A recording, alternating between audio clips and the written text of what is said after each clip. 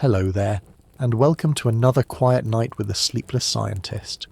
Tonight we'll wander into one of the most mysterious companions of our lives, time itself. If you enjoy this quiet wandering, a like or subscribe would mean a lot. And if you'd like, share in the comments where and what time it is for you right now. It always feels like gathering around one fire, scattered across the world. Now, soften the room, let a gentle hum keep you company, and let's begin. And remember, if you drift off halfway through, that's more than fine. Sleep is a kind of time travel too. Time is all around you. It's there in the way the light shifts as evening settles. It's hidden in the quiet rhythm of your breathing, the faint pulse that never quite leaves your wrist. Yet when you try to hold it, it dissolves like morning mist. It slips, it slides, it stretches, and it shrinks. 10 minutes waiting for a kettle to boil can feel endless, while 10 minutes watching the sun set over the horizon can vanish before you realize it. Clocks may insist that both moments lasted the same, but your mind knows otherwise. There's something dreamlike about this slipperiness. Time is steady and regular when we measure it with machines, but lived time is more like a wandering stream. Sometimes it rushes, sometimes it pools, sometimes it disappears underground and reappears somewhere else entirely. When you sit here now, listening, you're leaning into a paradox. Time is the most familiar thing in the world, and yet it is also the most elusive. Imagine it as a river. You're in a small boat, drifting downstream. The current carries you forward, always forward, into whatever waits around the bend. This is the picture we usually live with. That time flows in one direction only, that the future cannot reach back and touch the past. But as we look more closely, physics begins to murmur a stranger tune. Perhaps the river of time is braided with quiet eddies and whirlpools. Perhaps the present is not so much a razor's edge as a soft shoreline where waves lap from both directions. There are moments in science where experiments seem to whisper that choices made now can echo backward, altering what we thought was already settled. Delayed choice experiments, for instance, give us the unsettling impression that the universe waits to decide its past until the present observer is ready. This doesn't mean we can send messages back to last Tuesday or undo spilled tea, but it does hint that causality may not be as rigid as our everyday intuitions suggest. And so, while the river of time feels one way, maybe its waters ripple in subtler ways than we see at first glance. Even if the future cannot rewrite the past in the way stories imagine, the very possibility challenges us to slow down and observe rather than rush towards certainty. In this gentle exploration, we'll wander through the clocks inside your body, the starlight stretched across billions of years, the strange games light and gravity play with time, and the quantum experiments that blur the lines of cause and effect. Along the way, we'll pause in the deep archives of Earth's rocks and ice, where time is written not in seconds, but in layers, and we'll reflect on how memory, both human and geological, makes time something we can touch. Think of this as a lantern-lit walk through a foggy landscape. We may not see very far ahead, and the path behind may already be fading, but each step brings a small patch of clarity. If you lose the thread, don't worry. The story will still be here, unfolding slowly, like a long piece of music. For now, let the thought rest lightly. Time is not only a number on a clock face. It is an experience, a feeling, a presence. It is the softest of companions, and perhaps the most mysterious. It waits in the pause between heartbeats, in the space between one star's flicker and the next, in the breath you're taking now. And as we drift deeper into tonight's journey, we'll ask, is time truly a one-way river, or is it something more, a mist that can drift forward and back, shaping us in ways we've only begun to glimpse? Hello there, and welcome back to the Sleepless Scientist. Tonight's quiet exploration continues our journey into time, that strange companion that drifts with us through every breath and heartbeat. If these soft wanderings feel like a comforting presence, I'd be ever so grateful if you liked this video or subscribed. And if you're still awake enough, tell me in the comments where in the world you're listening from and what time it is for you right now. I always find it a little magical to see how many corners of the night these gentle stories reach. Now, let the room around you soften, let your shoulders settle lower, and let's step into another view of time, one that is less about ticking clocks and more about the shapes we imagine when we try to picture its flow. We often picture time as a river. That image is old, comforting and simple. You're on the bank or in a boat, and the water carries you along. The current flows from the highlands of the past down toward the ocean of the future. You cannot row upstream, and you cannot step out of the water altogether. It seems natural. Every moment rushes forward into the next, never returning. A dropped glass shatters on the floor and never leaps back into your hand. A birthday arrives, is celebrated, and then recedes into memory. You cannot revisit it in the same way you once lived it. The river image captures this intuition, this one-way journey. But not every culture or thinker has agreed with that metaphor. Some ancient traditions saw time not as a river, but as a circle. The sun rises, arcs across the sky, and sinks only to rise again. Seasons turn with the patience of a great wheel. Spring follows winter, summer follows spring, autumn follows summer, and winter closes the circle again. Human life seemed bound up in these repeating rhythms, planting and harvest, festivals and rituals, births and deaths. Even today you may feel the tug of circular time when the calendar brings holidays around again, or when an anniversary makes you feel as though a past day has returned for a brief moment. There is a third picture, more modern, and perhaps more unsettling. Philosophers and physicists have suggested that time is not really a river or a circle, but something like a vast landscape, a block in which all events already exist. Imagine a huge library where every book is a moment. One shelf holds your first day at school, another the meal you ate yesterday, another a day far in the future when someone else will stand under the same sky. In this vision, called the block universe, the past, present and future are equally real. What we call now is simply the page your attention is resting on. When you turn the page, the next event is not created. It was always waiting there, part of the whole volume. Each picture tells us something, but none captures everything. The river makes us feel the irreversibility of our choices. The circle comforts us with recurrence and rhythm. The block challenges us to accept that perhaps nothing is ever lost, even if it feels that way. If you pause and listen to your own life, you may hear echoes of all three. You move forward through your days like a river, but you also wake and sleep in cycles. And perhaps when you think back on a memory, you feel as though you have reached across to a page that is still quietly resting in the book. Isaac Newton, with his famous experiments and heavy wig, believed in an absolute time, something like the river. To him, time flowed the same everywhere, forever at a steady pace, indifferent to what was happening within it.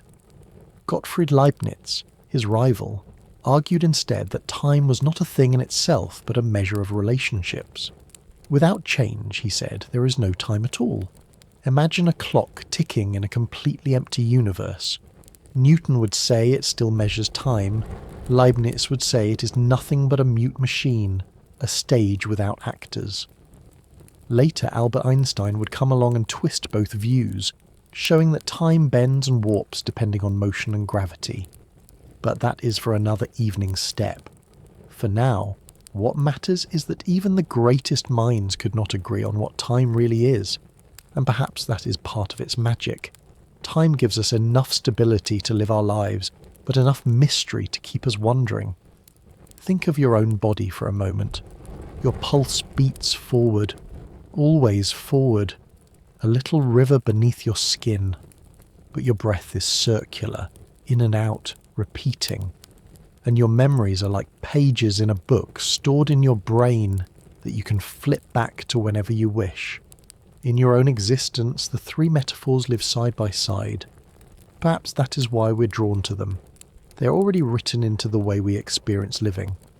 So tonight, as you lie here listening, imagine time as water, as a wheel, as a vast block of stone carved with the events.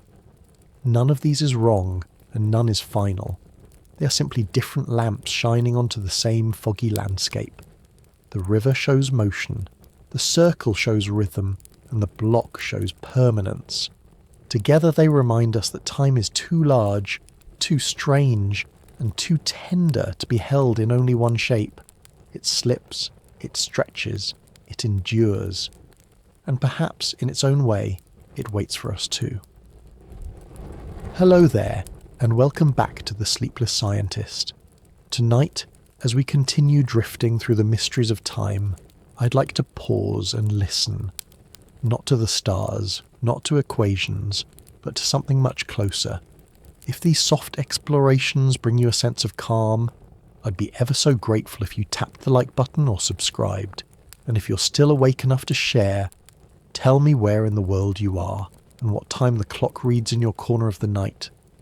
It always amazes me to see how many little points of light gather here, scattered across time zones but listening together. Now, ease into the quiet, take a slow breath and notice the rhythms already inside you. When people think of time, they often picture clocks on walls or glowing numbers on their phones. But long before anyone carved gears or built an atomic clock, you already carried a timekeeper within you. Your heart, tucked away in your chest, beats with a patient persistence. It began its rhythm before you even entered the world, and it has never stopped since. About 100,000 beats a day, day after day, year after year without your asking. That steady thump is not just circulation, it is a quiet metronome of your life. Every second, it pushes forward the blood that carries oxygen to your brain and muscles. Every second, it marks the present, passing quietly into the past. If you place your fingers gently against your wrist or rest your hand against your chest, you can feel that subtle drum. It is not a precise clock in the way a quartz watch is, but it is a rhythm you can trust. When you're calm, the beats slow like a gentle lullaby. When you're excited or frightened, they speed up, as if hurrying to keep pace with your racing thoughts. In this way, your own emotions sculpt your perception of time. A moment of fear may seem endless because your heart is hammering so quickly, while a moment of calm can feel as though the world has slowed down to match the gentle pulse within you. Alongside the heart there is another quiet rhythm, one even more ancient, your breath. Long before you understood minutes or hours, you knew the in and out of breathing. Each breath is a tiny cycle, a reminder that not all time is linear. You inhale, you exhale, and then you begin again. The flow repeats endlessly, a circle written into your body. You may not count breaths during the day, but when you pause and notice, they are there, always.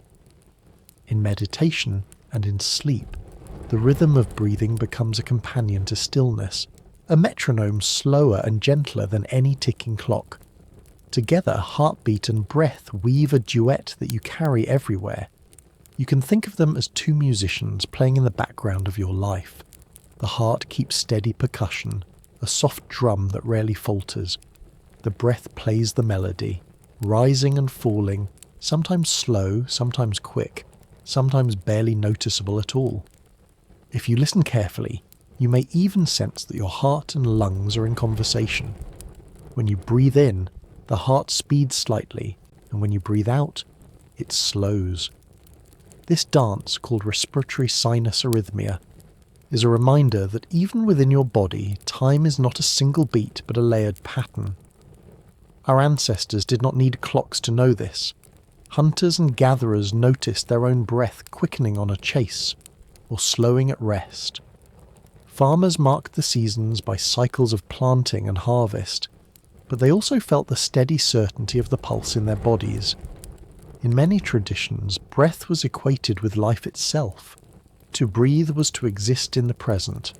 To hold the breath was to suspend time, if only for a moment, Even today, when people feel overwhelmed, they are often told to take a deep breath. It is advice older than medicine, to return to the body's original metronome, to ground yourself in the simplest rhythm of all. Your inner metronome is not flawless. Heartbeats can stumble, breaths can catch. Stress, illness, and age may shift the rhythm.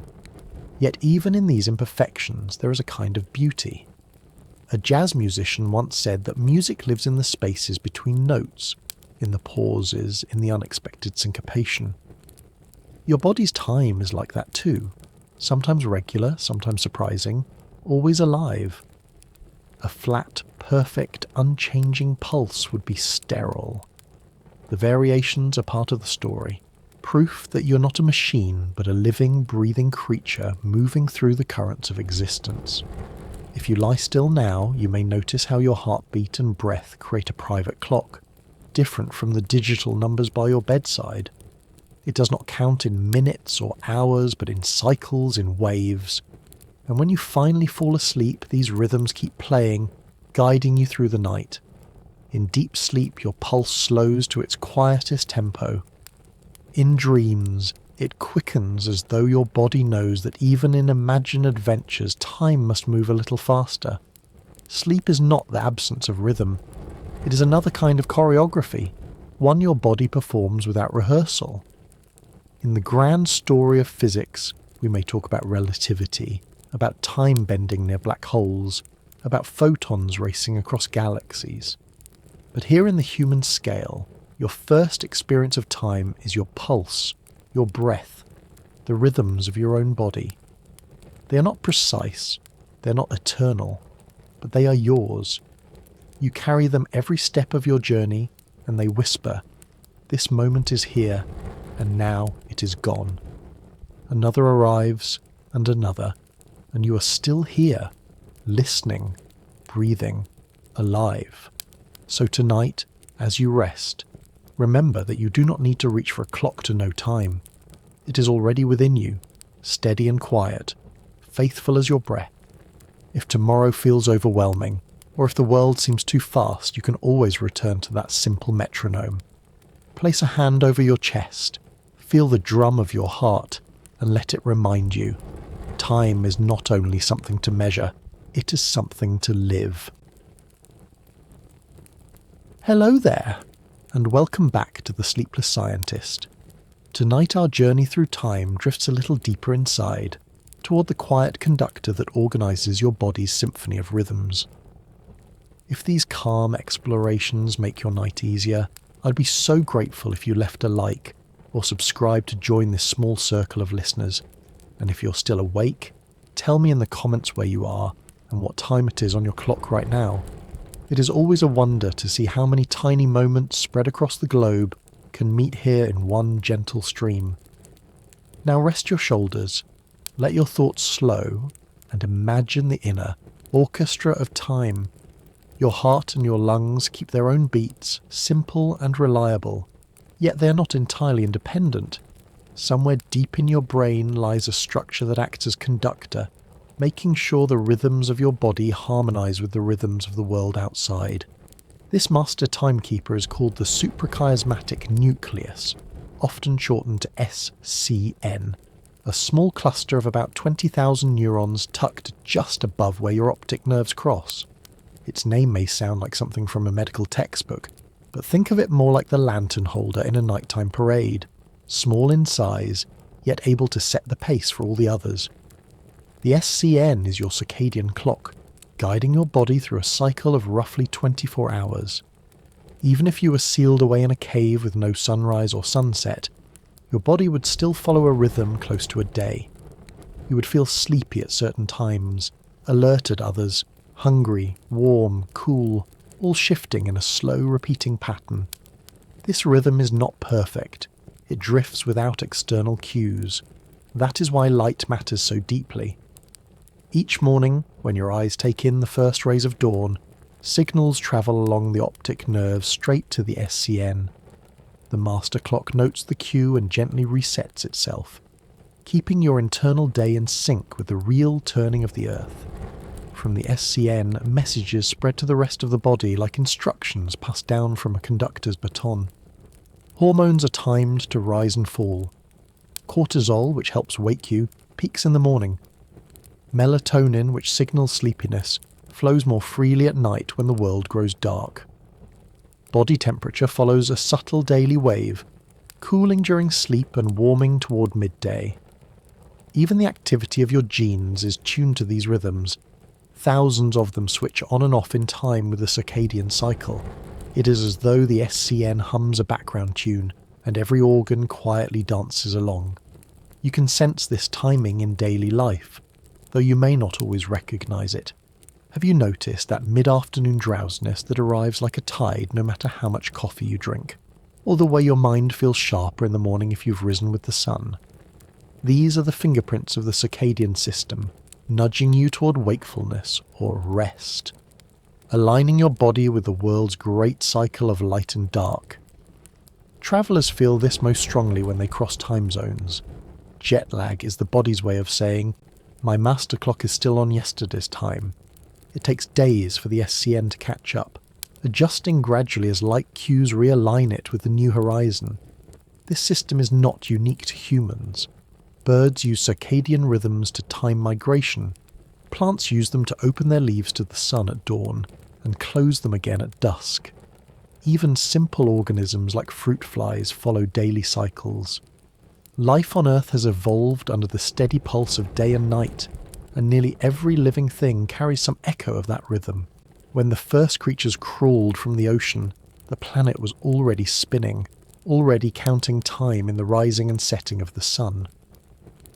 The circadian clock is less an invention than an inheritance, passed from generation to generation, written into the very chemistry of life. Still, the modern world is not always gentle with these rhythms. Artificial light extends the day, screens glow deep into the night, and work schedules often ignore the body's natural signals. The SCN is stubborn, but it is not immune. When its signals are overridden too often, the harmony of the body falters. Sleep becomes shallow, moods shift, the immune system weakens. You may have felt it yourself. The difference between a week of regular, restful nights and a week of late hours, glowing screens and erratic meals. One feels like walking with the current of a river, the other like pushing against it.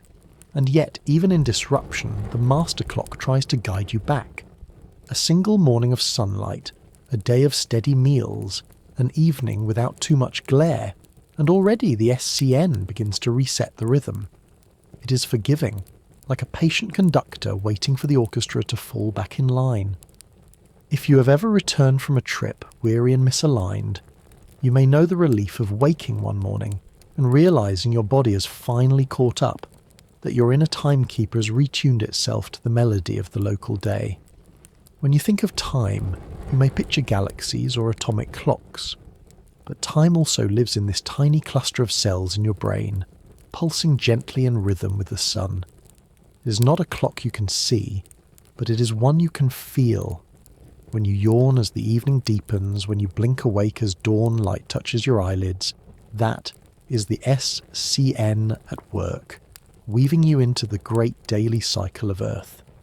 So tonight, as you listen, perhaps notice that the rhythms of your body are not random. They are guided by a hidden lantern bearer, a quiet master clock, keeping you in step with the turning of the world.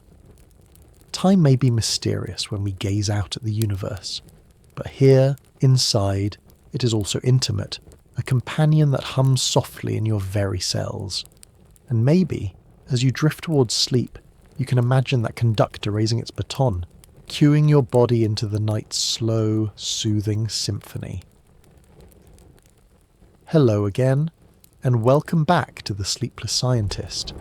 Tonight we'll listen for something subtle, the way your many inner clocks sometimes fall out of step. If these quiet wanderings feel like a helpful companion, I'd be grateful if you left a like or subscribed, so others searching for rest might stumble across this little corner of calm. And if you're awake enough, share in the comments where in the world you are and what time glows on your clock right now. I find it quietly magical to see how many different midnights, dusks and dawns gather here at once. Now, breathe slowly, soften your gaze, and let's wander into the curious world of timekeeping inside the body, when the instruments don't always play in tune. In the last session, we met the suprachiasmatic nucleus, the conductor of your circadian rhythm. It is small but mighty, drawing cues from daylight and passing them through the body like notes of a score. Yet, as any conductor knows, harmony only works when the orchestra follows, and in your body the orchestra is vast. Nearly every organ, your liver, your stomach, your muscles, even your skin, carries its own clock. These peripheral clocks tick with their own rhythms, sometimes in agreement, sometimes drifting apart. They listen to signals from the master clock, but they are also influenced by other cues: food, movement, temperature, even social interaction. In most cases, the orchestra plays together, but there are moments when the violins race ahead, the percussion lags behind, and the whole symphony feels just slightly off. You may have experienced this discord in the form of jet lag. After a long flight across time zones, your SCN has begun adjusting to the new dawns and dusks. But your liver, still tuned to the old meal times, protests at unfamiliar hours. Your digestive system insists it's lunchtime at midnight. Your muscles ache, as though they have been asked to perform when they should be resting. The result is a disjointed performance. Foggy thoughts, restless sleep, sluggish appetite. Jet lag is not simply being tired. It is your clocks disagreeing, each playing a different movement of the day. Even without airplanes, our modern world often pulls the clocks apart. Late-night screen light tells your SCN that it is still day, while your stomach receives a heavy meal long after it was expecting rest. Your brain and gut argue over timing, and your sleep becomes shallow, your mood brittle. Over weeks or months, this misalignment takes its toll. Burnout, that word we use so often, is partly a story of clocks no longer in harmony. The body strains to follow schedules that ignore its natural tempo, and the music becomes noisy. This dissonance is not limited to humans. Plants too can fall out of rhythm. A sunflower's leaves turn to the sun with impressive accuracy, but if you expose the plant to artificial light at odd hours, its inner rhythms stumble. Animals kept in artificial conditions show similar discord. A hamster under a lamp that never dims eventually runs its wheel at odd, erratic times. Life is built to dance with the planet's cycles, and when the music is replaced by artificial cues, the dance falters. Yet the body is resilient. Peripheral clocks are not stubborn rebels. They simply need the right cues to return to harmony. A steady cycle of light and dark, meals at regular times, gentle movement each day, and the orchestra begins to retune itself. Even after a long trip, the fog of jet lag lifts as the clocks fall back into sync, guided once again by the master conductor and the rise and fall of the sun. There is something quietly reassuring about this. Your body is not fragile glass that shatters with one wrong note. It is more like a choir that can stumble, lose pitch, and then, with patience, find harmony again. Perhaps that is why small habits, morning walks, regular dinners, setting aside the glowing screens before bed, feel so powerful. They are not grand gestures, but gentle reminders, whispered instructions to the scattered clocks within you. This is morning, this is evening, this is rest. Sometimes, though, the dissonance carries lessons. Think of the times when you have stayed up late for conversation, or woken before dawn for travel, or bent your schedule for the needs of someone you love. In those moments, your inner clocks protested, but you carried on, proving that time is not only about biology, but also about meaning. The music of life is not perfectly regular, and that may be a gift. If every rhythm were rigid, there would be no room for joy, for spontaneity, for those nights that run longer than planned and linger in memory long after. Still, the quiet truth remains. You feel best when the orchestra of your body plays together. When your master clock and your peripheral clocks agree, your sleep feels deeper, your thoughts clearer, your mood steadier. You move through the day as though carried by a current rather than pushing against it. This alignment is not about control, but about cooperation, your body's many rhythms working as one. So tonight, as you lie in the stillness, imagine your body as a vast concert hall. The heart keeps its beat, the lungs play their melody, the stomach hums, the muscles add texture. Somewhere above it all, the small cluster of neurons in your brain raises its baton and draws them together. The music is not always perfect, but when it is, you feel the harmony ripple through you. And even when the notes wander, there's always a chance to realign, to bring the orchestra back to the song of the day and the quiet of the night. Hello there, and welcome back to the Sleepless Scientist. Tonight we'll lift our gaze from the rhythms inside the body to the vast canopy above us. If these gentle explorations bring you comfort, I'd be so grateful if you left a like or subscribed, so that more wanderers can find their way here. And if you're still awake, tell me in the comments where you are and what the sky looks like from your corner of the world. Is it deep night, filled with stars, or is dawn already brushing the horizon? Each answer feels like a little lantern joining this circle. Now let the room around you grow softer, and imagine yourself lying under a night sky, where every pinprick of light is not just brightness, but memory. When you look up at the stars, you're not seeing the universe as it is right now. You're seeing it as it was. Starlight takes time to travel, and the distances are vast.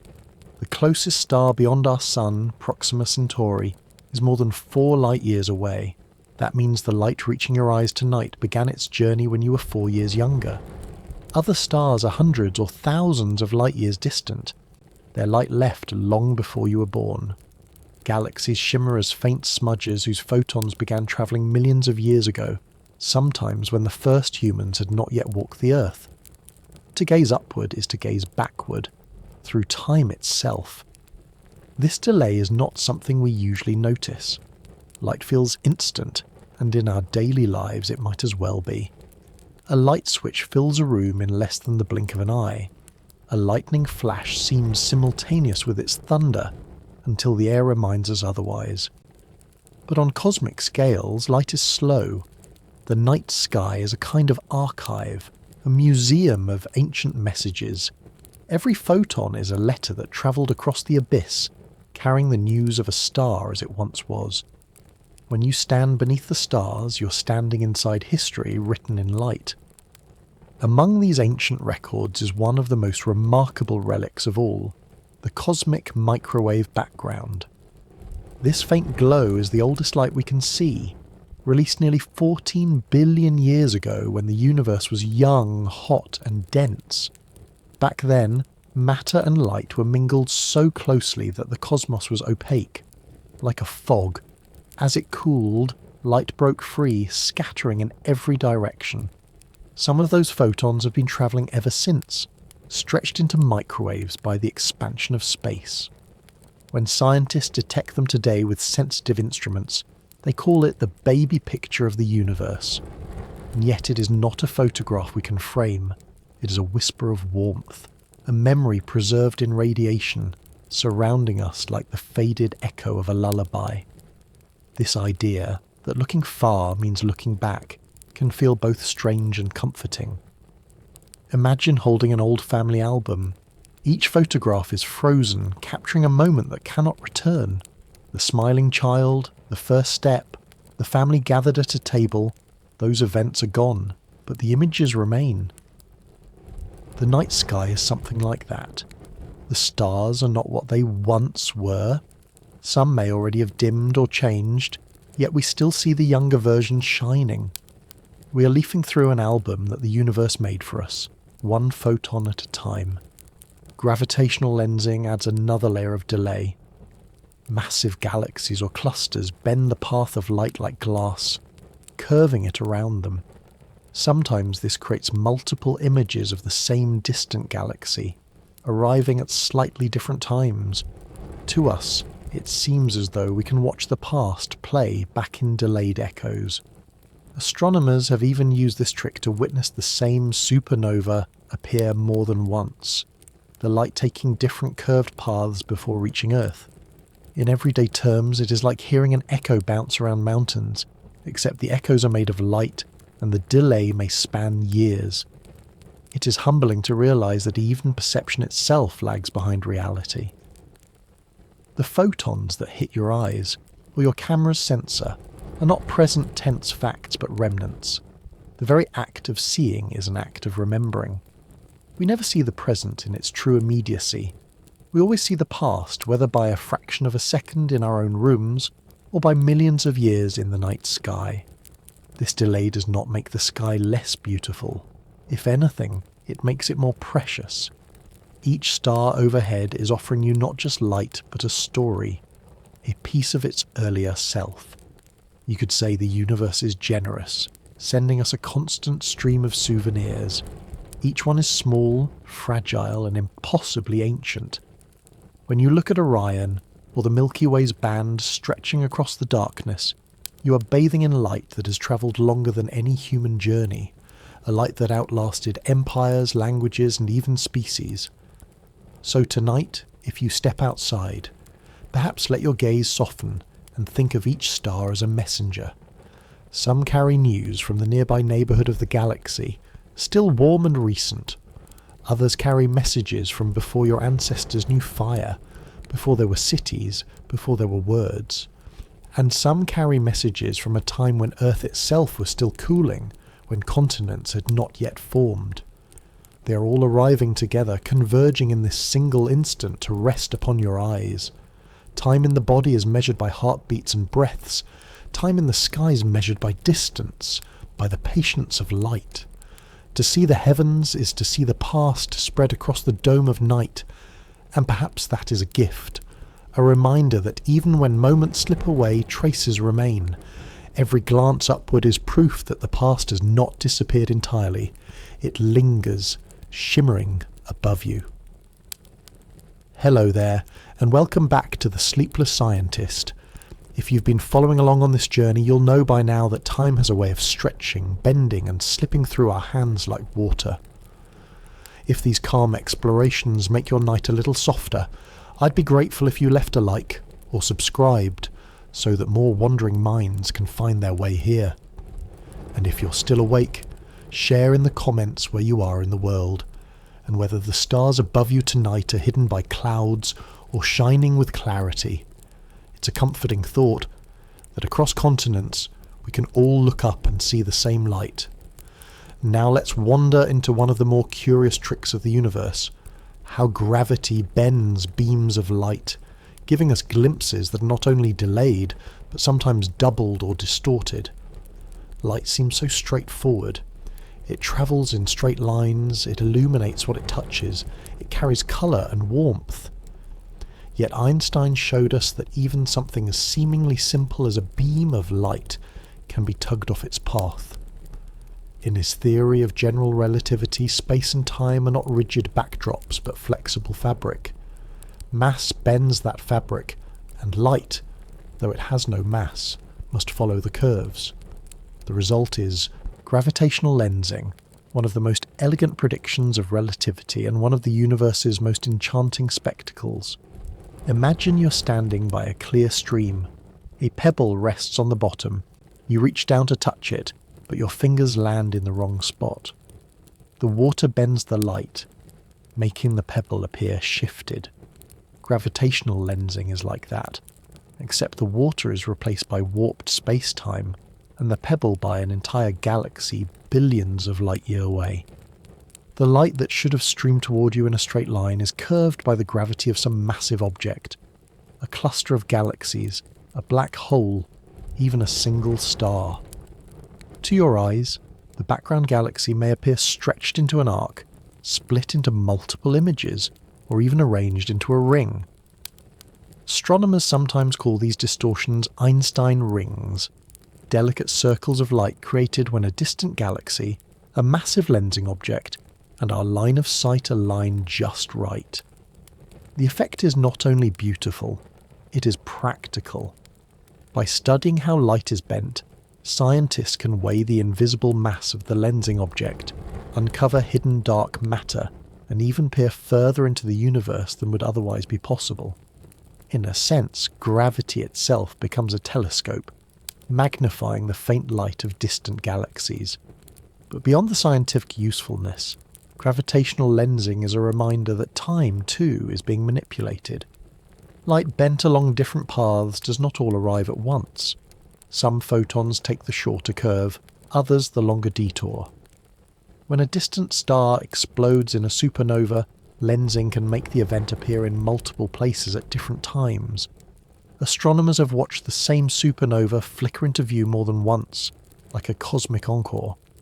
Imagine the universe replaying its performance, not because of a deliberate plan, but because gravity twisted the stage. To us, these echoes feel almost magical. A star dies, sending light in all directions. Billions of years later, that light reaches us not as a single note, but as a chord, delayed and repeated. It is as though time itself has been folded, letting us glimpse the past more than once. In truth, nothing supernatural is happening, only geometry, only the warping of space-time, but the effect is no less wondrous. You can think of it in everyday terms. Imagine shouting in a canyon. Your voice echoes back, not instantly, but after bouncing off different cliffs. Each echo is the same voice, the same sound, yet arriving at slightly different times. Gravitational lensing is the universe's echo chamber, except the walls are made of mass, and the echoes are beams of light that have travelled for eons. Sometimes lensing reveals more than beauty. In 2014, astronomers saw light from a distant supernova called Refsdal appear in 4 distinct spots around a galaxy cluster, like a cross of flickering jewels. They predicted, based on the geometry, that another image of the same explosion would appear elsewhere in the cluster months later. And indeed, it did. The universe delivered its encore on cue, as though following a cosmic schedule written in curved space-time. To witness the same star die twice is to feel the depth of time itself bending toward you. What does this mean for us here, listening in the quiet of a room? It suggests that even the act of seeing is layered with time. The star you glimpse may already be gone, its light a relic.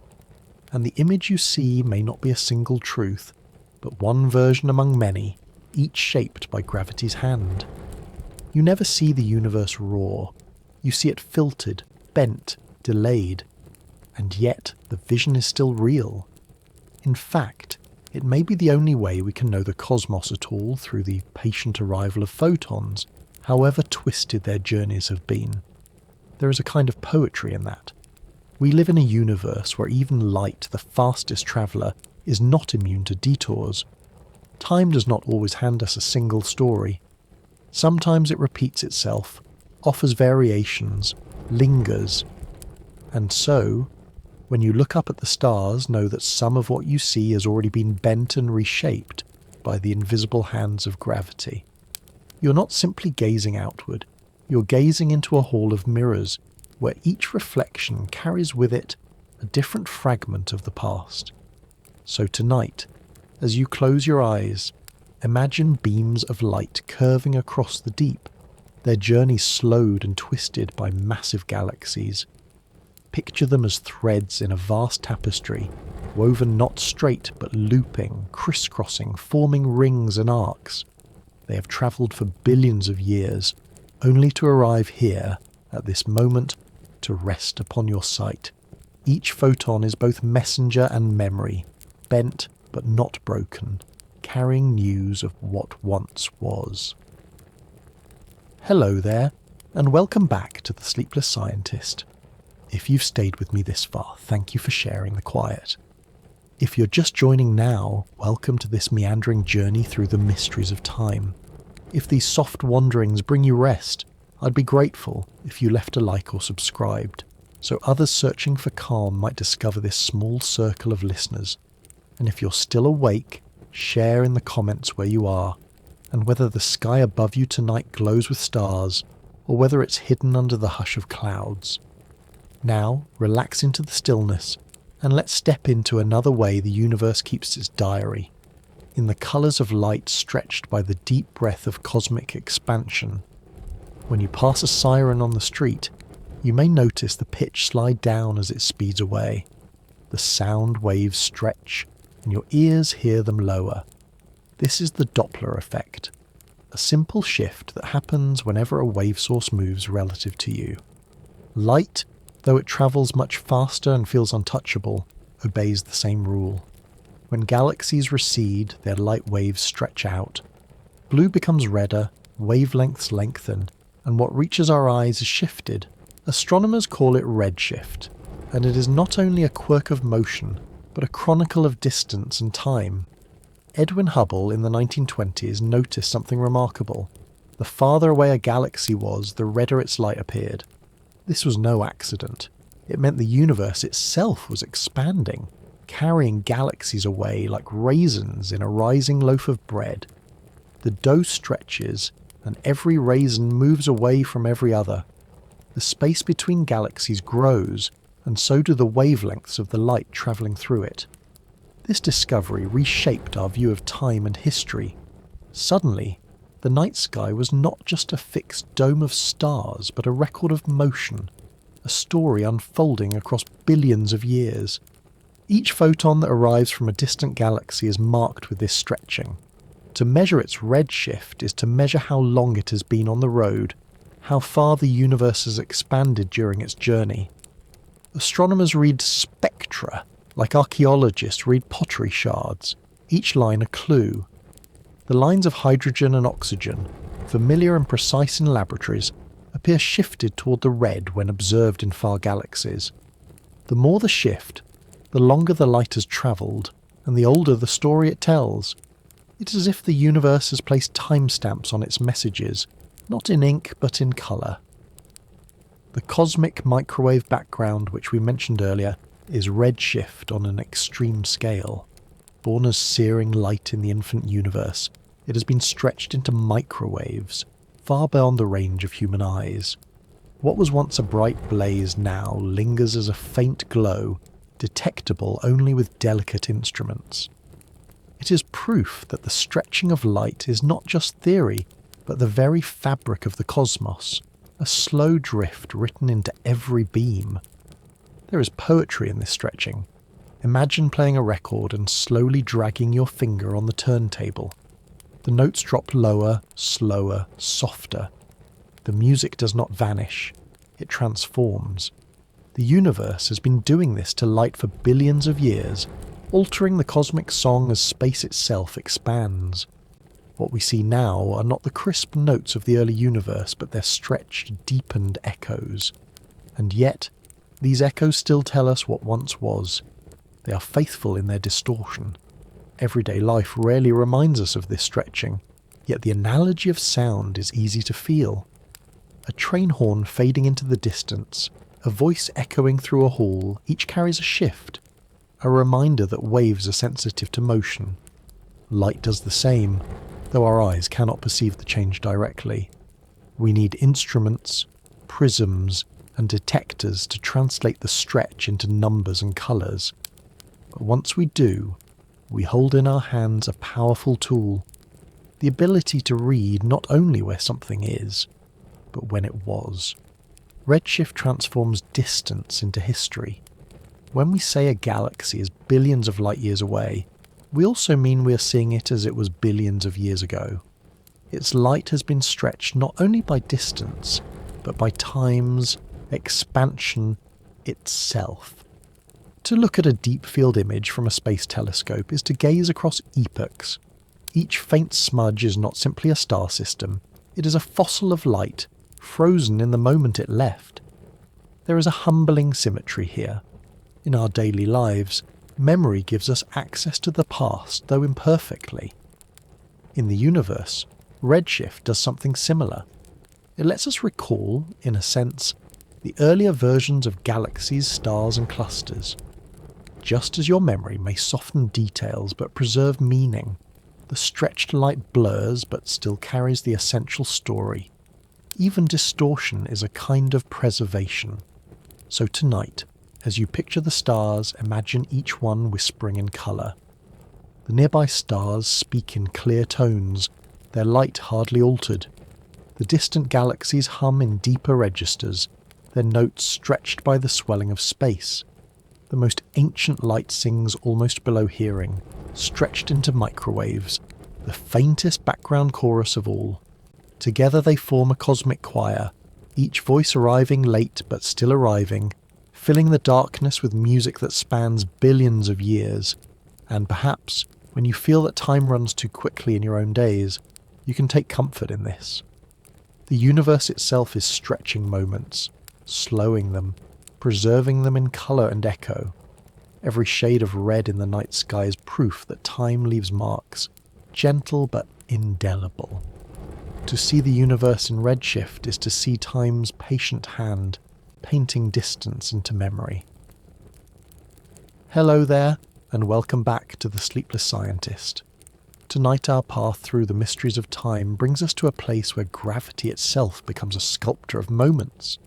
If these explorations feel soothing, I'd be grateful if you left a like or subscribed, so other wandering minds can find their way here. And if you're still awake, let me know in the comments where you are, and whether the night outside is quiet, noisy, or somewhere in between. Each reply feels like a small note in the global chorus of this journey. Now, breathe deeply, and let us wander toward the giants of the cosmos, the stars, the planets, and above all the black holes, where time slows, stretches, and bends. To most of us, time feels steady. A second is a second, whether you're baking bread or sitting in traffic. But Einstein showed us otherwise. In his theory of general relativity, gravity is not simply a force pulling downwards. Instead, it is the warping of space and time by mass. A planet or a star presses into the fabric of space-time like a heavy ball resting on a trampoline. Smaller objects roll toward it not because they are pulled in, but because they're following the curves. And time, woven into that same fabric, cannot help but curve too. This means that near a massive body, time passes differently. The stronger the gravity, the slower the ticking of clocks. A clock resting on Earth's surface runs just a fraction of a second more slowly than one floating, high in orbit. The difference is tiny, but measurable. On a black hole's edge, however, the effect becomes extreme. To an outside observer, a falling object appears to slow down, its time stretching thinner and thinner until it nearly freezes at the event horizon. To the object itself, time feels normal. It falls in, experiences moments, continues, but to the universe, watching from a distance, it is suspended, caught between presence and absence. This bending of time is not just a poetic idea. It has been measured again and again. In the famous Pound-Rebka experiment of the 1950s, scientists fired gamma rays upward in a tower and showed that their frequency shifted, evidence that gravity was affecting the ticking of time. Later, with the invention of atomic clocks precise enough to measure billionths of a second, the effect became undeniable. Carry a clock to the top of a mountain and it will tick slightly faster than its twin left in the valley.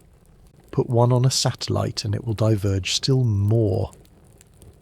These are not metaphors, they are experiments, repeating what Einstein predicted. Even our daily technology relies on this truth. The GPS satellites orbiting Earth carry atomic clocks that must be corrected for both their speed and the weaker pull of gravity up there. Without these adjustments, your phone's map would place you hundreds of meters off course. Every time you find your way to a cafe, or check how far a friend's house is, you are leaning on relativity. Time bending near giants is not only a cosmic curiosity, but a practical necessity, woven into the way we navigate our lives. There is a strange comfort in this, the idea that even as we bustle about, satellites overhead are quietly living slightly different moments. A second up there is not exactly the same as a second down here, and yet we coordinate, as though agreeing to a compromise. Time becomes not a single river but many streams, each flowing at a pace set by the gravity it travels through. When we think of black holes, the drama is greater still. Imagine standing safely far from one, watching as a companion drifts too close.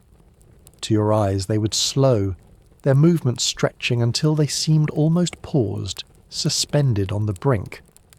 To them, however, nothing unusual would be felt.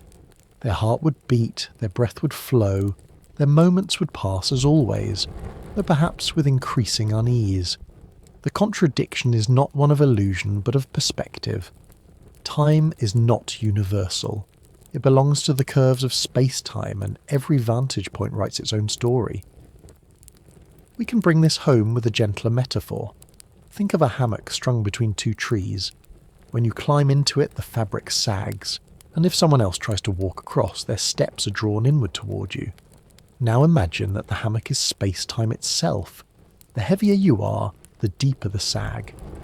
For the person walking, the journey is longer, slower, tilted by the dip. Time, like the path of the walker, bends with the weight of mass.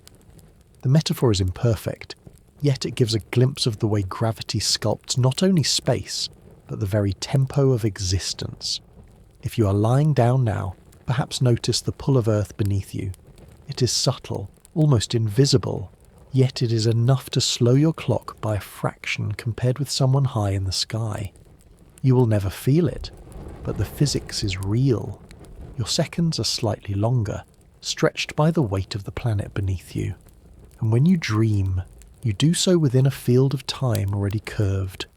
So tonight, as you drift further toward rest, imagine the universe filled with giants, stars bending space, planets slowing seconds, black holes stretching moments almost to infinity. Time is not rigid, not absolute. It bends, it pauses, it dances to the weight of the cosmos. And perhaps that is why time feels so strange to us, because it is not the same everywhere. It is woven, sculpted, and carried by gravity itself. Hello there, and welcome back to the Sleepless Scientist. Tonight our path leads us from the pull of gravity to another way the universe reshapes time, through motion itself. If these explorations feel like a gentle companion to you, I'd be so grateful if you left a like or subscribed, so that others searching for calm might find this little corner. And if you're still awake, share in the comments where in the world you are, and whether you're listening late at night at dawn, or perhaps somewhere in the drifting hours in between. Each answer feels like a soft footprint on this winding trail. Now settle deeper into the quiet, and let us wander into the strange truth that moving faster can make time itself slow down. In our everyday lives, speed and time seem separate. A bus moving quickly arrives sooner, a runner moving fast finishes earlier, a song played quickly ends in less time. But Einstein showed us that speed itself alters the very tempo of time. According to special relativity, the faster something moves, the more its clock slows relative to a stationary observer. This is not a matter of mechanical delay or illusion. It is built into the very fabric of space-time. Motion stretches time just as surely as gravity does. One of the most striking demonstrations of this came in 1971, when physicists Haffel and Keating flew atomic clocks around the world on commercial airplanes. When compared to identical clocks left behind, the airborne clocks had ticked at a slightly different rate, just as Einstein predicted. The differences were tiny, nanoseconds, invisible to human senses, but they were real. Time itself had passed differently for the travellers, not just their experience of it. In a sense, the passengers came home minutely younger than those who had stayed on the ground. This slowing becomes more dramatic at speeds closer to light. Imagine two twins. One stays on Earth, while the other boards a spacecraft travelling near light speed. For the twin on Earth, years might pass, seasons might cycle, and generations might grow. For the traveller, only a handful of years could slip by. When they reunite, one is aged, the other still young. This is the so-called twin paradox, though it is not really a paradox at all. but a feature of relativity. Time is not universal. It is tied to the path you take through space-time. It is difficult to imagine such extremes, but hints of this already touch our world.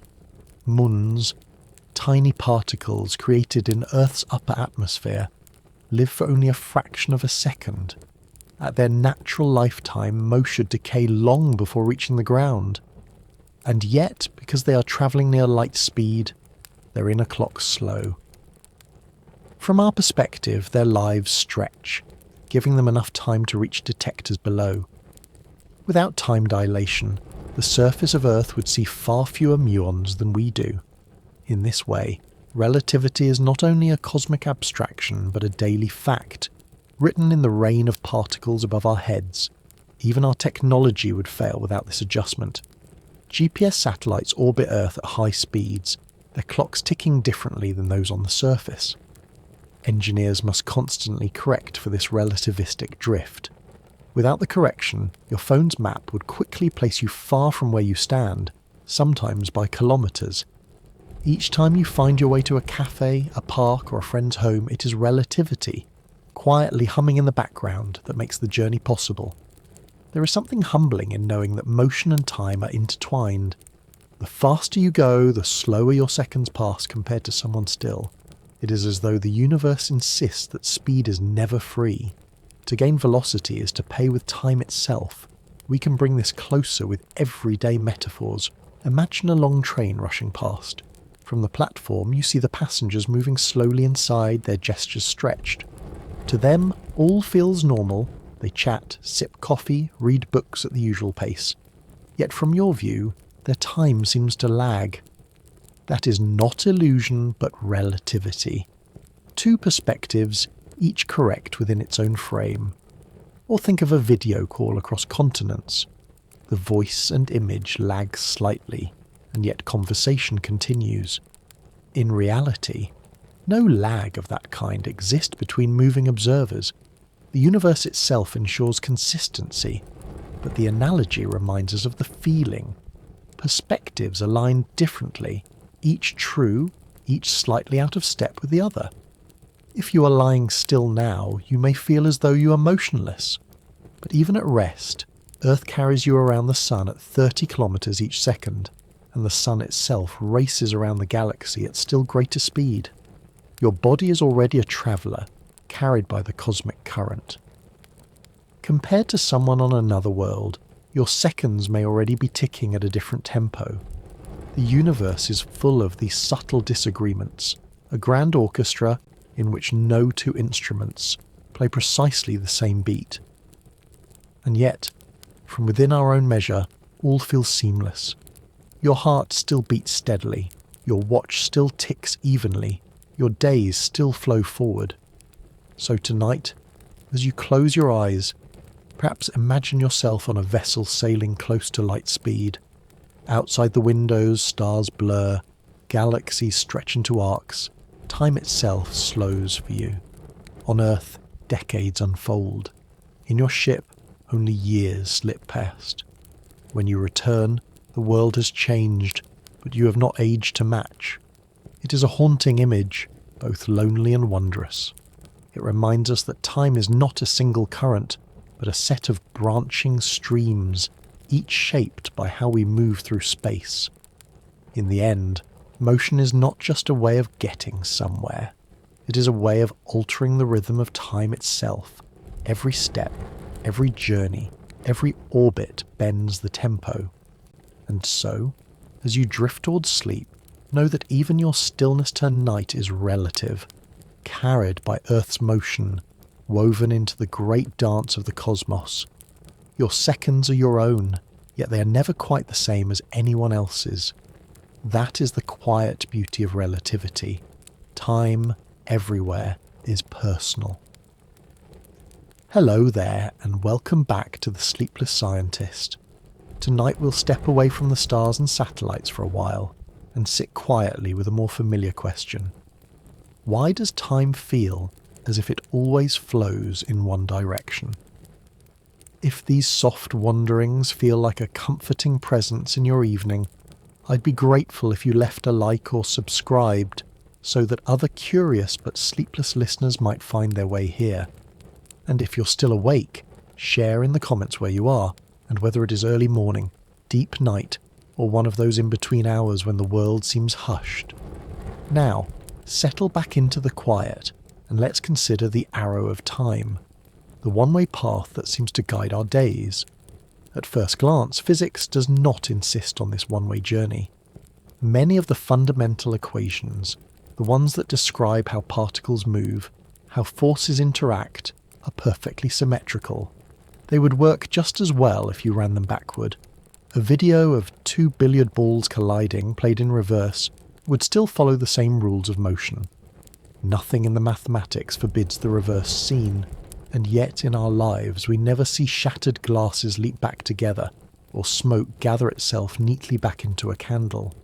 The arrow of time feels real, even if the equations pretend otherwise. The key to this puzzle lies in entropy, a word that can sound abstract but simply means disorder, or more precisely, the number of ways a system can be arranged. A tidy room has low entropy because the objects can be arranged in only a few ways. A messy room has high entropy because there are countless possible arrangements.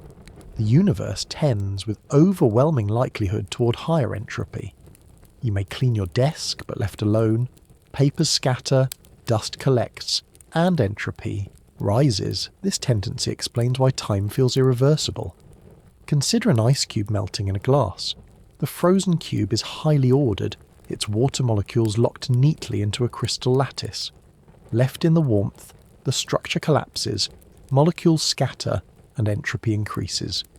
You never see the reverse, water in a glass spontaneously aligning itself into a cube. It is not forbidden by physics, but the odds are so vanishingly small that it never happens. Entropy provides the arrow, pointing from order to disorder, from past to future. Everyday life is filled with these quiet arrows. You make your bed, and within days the sheets are tangled again. You bake bread, and its crust hardens as air sneaks in. You open a bottle of perfume, and the scent spreads through the room, never returning neatly to the bottle. These are small illustrations of a universal rule. The future holds more disorder than the past. Even in grand cosmic terms, entropy marches forward.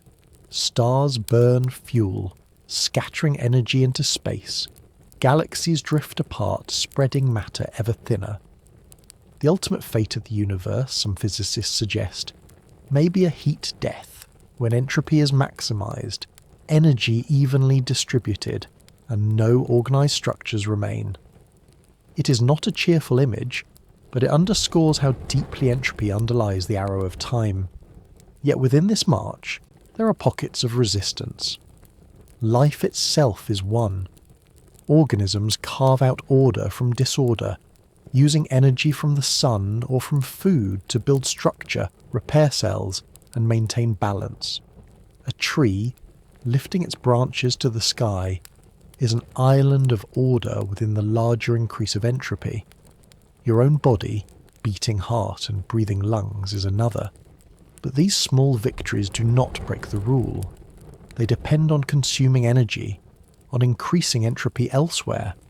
The arrow still holds, even as life briefly rose against its current. It is striking that our memories also follow this arrow. You remember the past, not the future. You recall yesterday's breakfast, but not tomorrow's dinner. This is no accident. Memory itself depends on physical processes, on neurons rewiring, on chemical traces that build structure. To record requires order, and order belongs to the past. The future, unarrived and unarranged, carries no such imprint. Thus even consciousness obeys entropy. We remember in the direction of rising disorder. You may notice that the arrow of time feels strongest when things break, scatter, or dissolve. A glass shatters, and you know instantly which direction time is flowing. But when things repeat, a pendulum swinging, a planet orbiting, the arrow is harder to see. That is because these motions are reversible in theory. Entropy reveals itself most clearly in processes where order collapses. Our sense of time's direction, then, is intimately tied to change, to decay, to loss. And yet, those same processes make way for newness. A fallen tree nourishes soil. A melted cube cools a drink. Disorder is not only destruction, but transformation. So tonight, as you listen, you might picture time's arrow not as a harsh, unbending spear, but as a gentle current, carrying things from form to dissolution to new form again. The arrow points forward because entropy insists upon it. But within that flow there is still room for creation, for memory, for life to build temporary structures against the tide. The next time you see steam drift from a kettle or crumbs scatter from a slice of bread, you can see in miniature the same law that shapes galaxies and determines the universe's fate. It is not only physics, it is the very feeling of time passing. The arrow of time is written into the way your tea cools, the way your hair grows, the way stars exhaust their fuel. It is everywhere, always pointing forward, whispering, past behind, future ahead. And perhaps, in this quiet recognition, there is a kind of comfort. For though entropy assures us that nothing remains as it was, it also assures us that moments cannot circle back to undo themselves. The river flows onward, and in that certainty, fragile as it is, we can rest. Hello there, and welcome back to the Sleepless Scientist. We've wandered through the body's quiet rhythms, and we've looked outward to the stars where light carries memories of ancient moments. Tonight, let us step into a stranger garden, one not so easily pictured, where the rules of cause and effect blur, and particles behave as though distance does not exist. If these calm explorations bring you ease, I'd be grateful if you left a like or subscribed, so that others who are searching for rest might stumble upon this circle. And if you're still awake, share in the comments where you are, and whether the night outside is peaceful or restless. It is a gentle comfort to know these small voices gather together across the globe. Now let your breath slow, and imagine, if you can, a world smaller than dust, where connection transcends space itself. Quantum entanglement is one of the most unsettling and enchanting ideas in physics. It begins with pairs of particles, photons, electrons, atoms, that interact and then separate. Once entangled, they remain linked no matter how far apart they drift. Change the state of one, and the other responds instantly, as though they were still side by side, whispering in secret. Einstein famously called this spooky action at a distance, not because he denied it, but because he was uneasy with what it seemed to suggest. To him, nothing should travel faster than light, not even information, and yet entanglement appears to make distance irrelevant. Imagine you have two dice carved from the same stone. You roll them apart, one in Paris, one in Tokyo, and each time they fall the numbers match perfectly. The odds should be impossible. And yet, with entangled particles, something like this happens. Their properties are not set until measurement, but when one is checked, the other aligns instantly, even if separated by light years. It is as if the universe refuses to let them forget their shared origin. Scientists have tested this connection countless times. In experiments where entangled photons were sent through long optical fibres, the correlations held. When detectors were placed far apart, the results remained synchronized. Even when entangled particles were separated across entire towns, or sent to satellites orbiting Earth, the link endured. The distance didn't matter. The outcome was always the same. The particles behaved as though they were holding hands across space. This does not mean we can use entanglement to send messages faster than light. The rules of quantum mechanics do not allow information to be transmitted that way. What entanglement reveals is not communication, but correlation, the deep alignment of outcomes. To the universe, the two particles are not two but one system, described by a shared wave function. When you measure one, you do not cause the other to change. You reveal what was already entwined in the mathematics of the pair. Still, to human intuition, it feels uncanny. We're used to separation meaning independence. If I leave a room, my action should no longer affect yours. But in the quantum world, separation does not break connection. Entangled particles remain joined in a way that defies our sense of locality. To many physicists, this suggests that relationships, not individual objects, are the primary fabric of reality. The universe, at its deepest level, may be less a collection of things and more a web of connections. There is something quietly beautiful in that thought. Consider friendships or family ties. You can live oceans apart, yet still feel connected. A word, a letter, a memory brings the relationship vividly alive. The bond persists even across absence. Entanglement is not an emotional connection, of course, but the metaphor carries some truth. It shows us that distance does not always mean disconnection, and that the universe itself may be stitched together with unseen threads. You may wonder how entanglement relates to time. After all, our theme tonight is the direction of moments, not just the strangeness of space. The answer lies in the way entangled correlations ignore the usual sequence of events. If two particles are entangled, it does not matter which is measured first. The outcomes still align. In some interpretations, the measurements are not causes and effects, but parts of a single whole, already woven together. The arrow of time blurs here, replaced by something more like a pattern, timeless and complete. It is difficult to imagine such a thing in ordinary life. We live by clocks and calendars, by cause and consequence. Breakfast comes before lunch, a seed comes before a tree, laughter comes after a joke. Yet in the quantum realm, order is less rigid. Two particles can respond to each other without caring who goes first. Time, so fundamental to our daily experience, seems to lose its authority at these scales. Perhaps this is why entanglement unsettles us so deeply. It is not simply about faster-than-light strangeness. It is about our very categories of thought, before and after, here and there, being insufficient. The particles show us that the universe is not obliged to honour our intuitions. And still, despite our unease, the phenomenon is real. It has been confirmed in experiment after experiment. The fabric of reality is more deeply connected than we once imagined. So tonight, as you drift into rest, perhaps picture two tiny sparks drifting far apart through the dark. No matter the distance, they remain attuned. When one flickers, the other flickers too.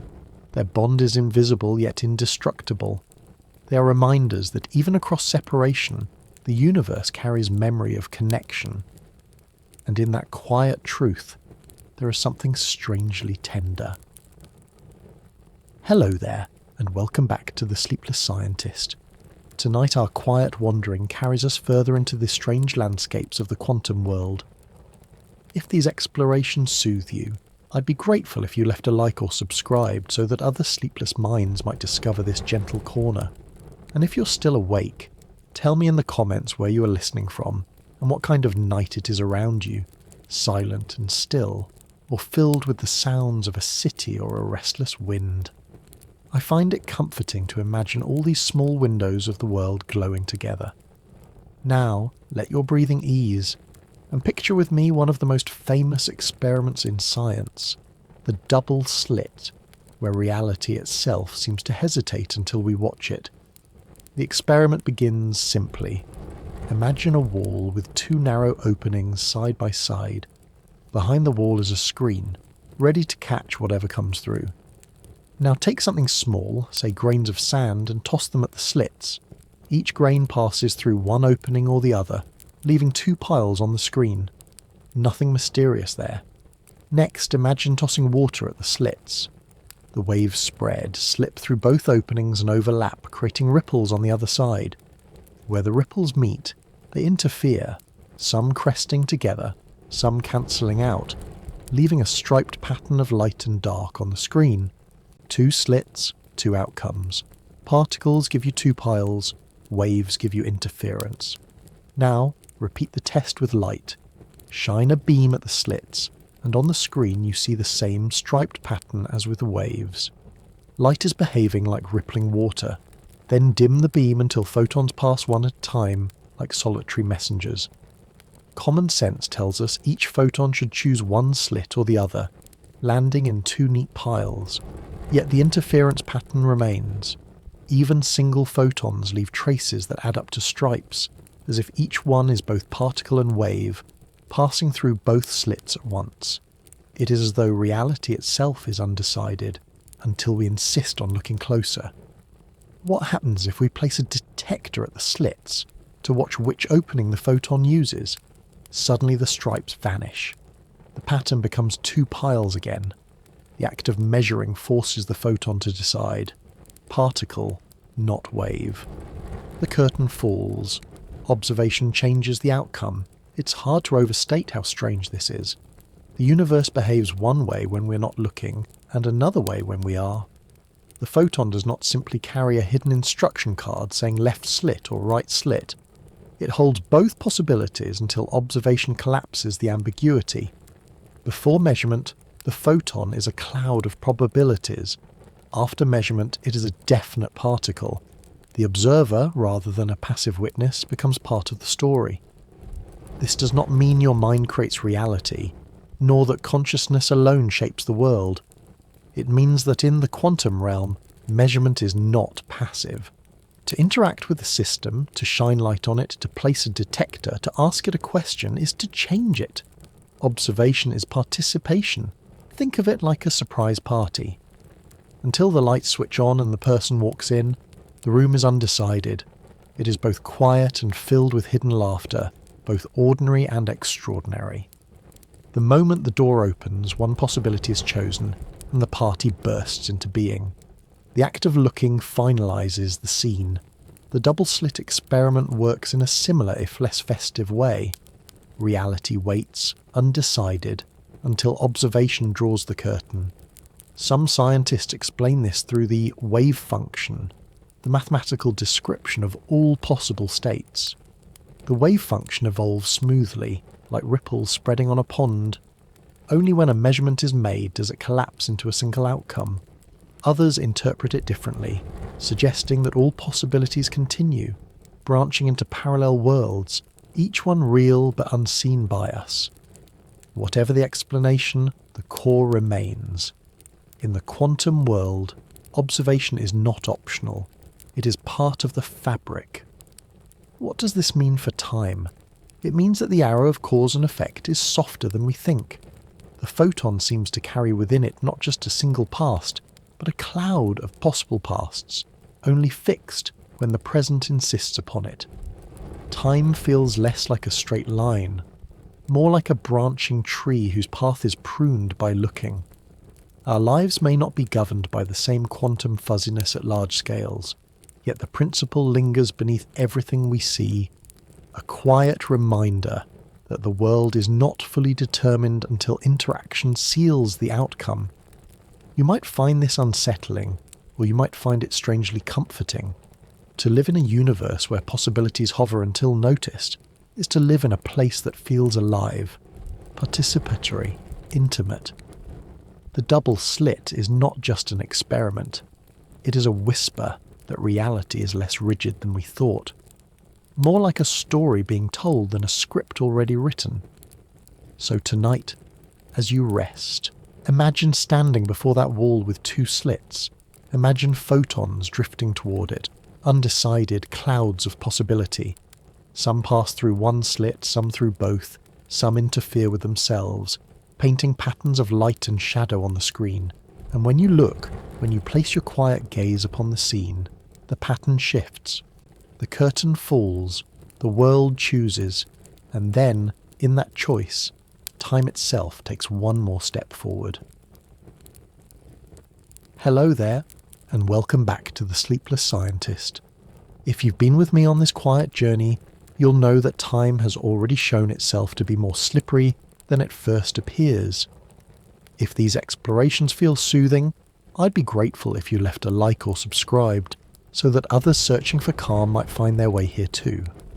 And if you're still awake, tell me in the comments where you're listening from and whether the night outside your window is silent or filled with distant sounds of life. These tiny glimpses of your world create a gentle constellation of listeners. Now, take a slow breath, soften into the present, and let us wander into one of the strangest corners of physics, an experiment where choices made now seem to ripple backward, reshaping how we picture the past. The idea comes from John Archibald Wheeler, a physicist with a poetic streak who often enjoyed asking unsettling questions. He imagined a twist on the famous double-slit experiment. In the usual version, as we saw, photons behave like waves when unobserved, creating interference, but like particles when measured. Wheeler asked, what if you decide whether or not to measure after the photon has already passed the slits? Could your present choice determine whether the photon behaved like a wave or a particle in the past? At first, this sounds absurd. The photon must have already chosen its path. It went through one slit or both, long before you decided to set up your detector. How could a decision in the present change what was already true? And yet, experiments inspired by Wheeler's thought experiment have shown results that seem to support his idea. When the choice to measure is delayed until after the photon should have decided, the outcomes still align with the new setup. It is as though the photon's past behaviour is not fixed until the present asks the question. This does not mean the future is literally rewriting the past in the way science fiction stories imagine. No messages are being sent backward through time. No spilled cups are leaping back onto tables. What it does suggest is that the very categories of before and after may not be as solid as we think. In the quantum world, events are not locked into place until they are part of an interaction. The past is not a rigid record, but something more fluid, shaped by the context of measurement. Imagine watching a play where the ending is written first, and only afterward the earlier scenes are filled in to match it. From your perspective, the story still flows forward, but in truth, the whole script is only finalised once the conclusion is chosen. Quantum mechanics sometimes feels a little like that.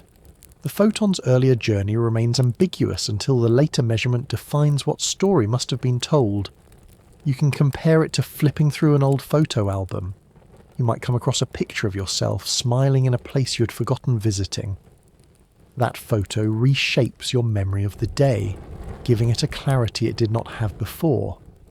The day itself hasn't changed, yet your understanding of it has been rewritten by what you encountered in the present.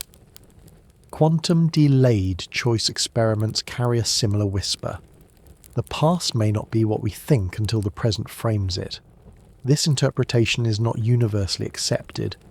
Some physicists argue that the photon never chose a path in the first place, so the later decision simply determines how we describe its behaviour. Others suggest that in the mathematical language of wave functions, the whole experiment is one inseparable whole, with no need to talk about retroactive influence. Still, the image is haunting. The notion that our choices now may gently reach backward, not to alter, but to define what was. There is a quiet lesson here about humility. We tend to assume the past is solid, the future uncertain, and the present the dividing line. But in the quantum world, the categories blur. The past is not always a finished story. Sometimes it waits for the present to tell us what it was.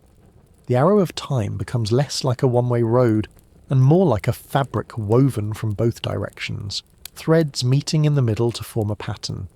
For us, lying awake or drifting towards sleep, this does not mean we can control yesterday with a thought or rewrite regrets with a wish. But it does remind us that even physics, which often feels so certain, contains mysteries where the ordinary order of cause and effect breaks down. It invites us to be gentle with our need for certainty. The universe is under no obligation to match our intuition. So tonight as you rest, imagine a photon travelling through the slits. It drifts forward, neither particle nor wave, holding both possibilities. Then, at the last moment, you decide how to measure it. Suddenly its past is settled. The story of its journey is written retroactively, like ink seeping into a page after the pen has lifted. You're not rewriting what happened, but revealing that what you thought was fixed was never quite decided until now. And in that quiet thought, time itself feels less like an arrow and more like a mist, shaped by the winds of the present, drifting back to soften the outlines of the past. Hello there, and welcome back to The Sleepless Scientist. Tonight we'll lean into one of the more unsettling whispers of modern physics, the idea that perhaps, in some subtle way, the future might reach back and brush the present. If these explorations bring you a sense of calm, I'd be grateful if you left a like or subscribed, so others searching for rest might stumble upon this quiet circle. And if you're still awake, tell me in the comments where you're listening from and what kind of evening you're having. It always feels like we are building a constellation together, one small light at a time. Now, ease your breathing, soften into the stillness, and let us wander into the thought that the future's shape might sometimes leave a faint trace in today. Retrocausality is a word that sounds heavy, as though it belongs in the locked drawers of philosophers or physicists who don't mind confusing themselves. At its simplest, it means cause and effect running in the reverse order we expect, outcomes influencing their own beginnings. It is not a mainstream explanation of the quantum world, but it is a possibility that lingers at the edges, like a half-heard song from another room. In experiments like the delayed choice setups we visited earlier, some physicists suggest that what we see can be interpreted as the future measurement quietly defining the past state, not rewriting it, not undoing anything, but shaping how the story unfolds. To most of us, the idea feels impossible. Our days are built on the assurance that tomorrow cannot alter yesterday. You cannot send a message to your childhood self, and you cannot undo a decision already made. But retrocausality does not speak of such grand rewrites. Instead, it suggests that time's fabric may be more interwoven, less directional. Events are linked not only forward but also backward, like beads strung on a thread that can be tugged from either end.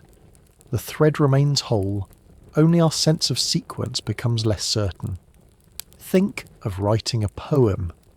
Sometimes, the final line arrives first in your mind, clear and bright. Only afterward do you craft the earlier verses to lead toward it. The ending shapes the beginning, even though, on the page, the beginning comes first. Retrocausality may be something like that.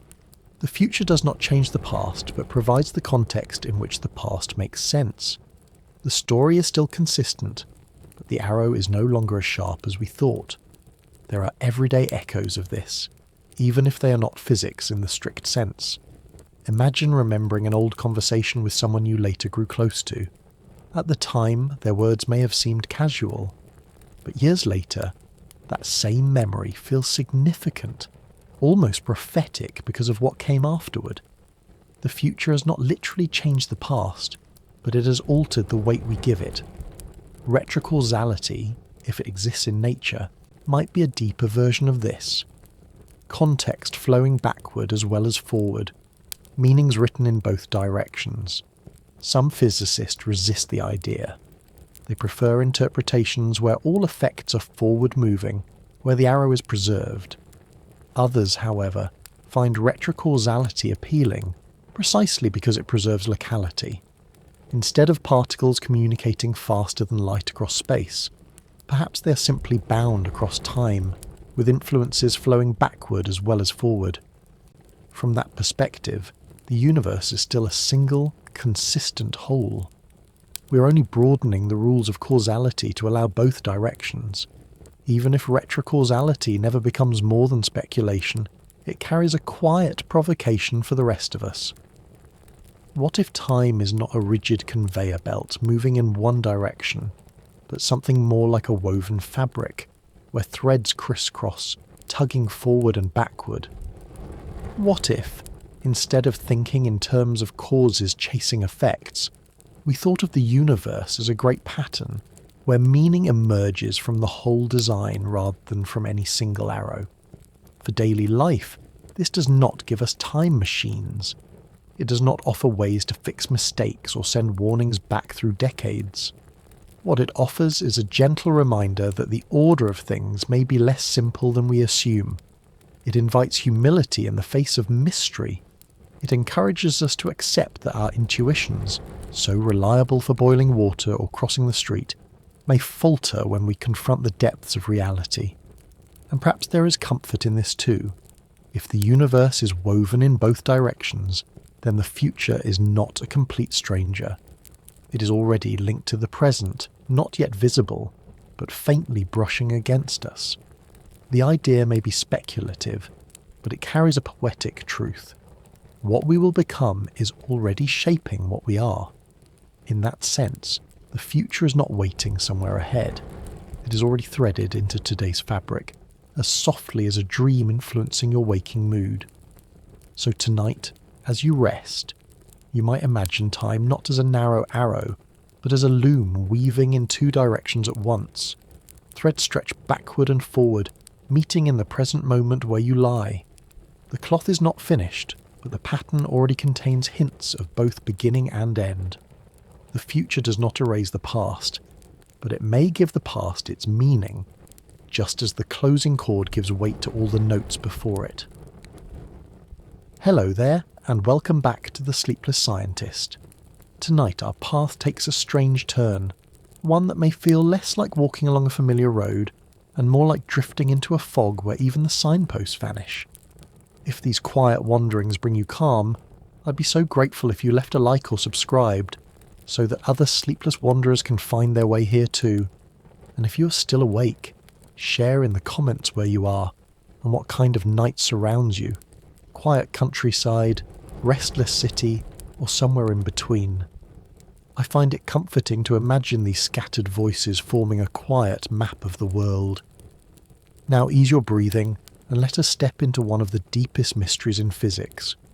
What happens when time itself disappears from the equations? For much of science, time has been a trusted companion. Newton treated it as an absolute flow, steady and impartial, ticking away no matter what events filled it. Einstein bent and stretched it, showing that gravity and motion reshape its tempo. Yet, in both pictures, time remained part of the stage, a coordinate you could mark with numbers, an axis running alongside space.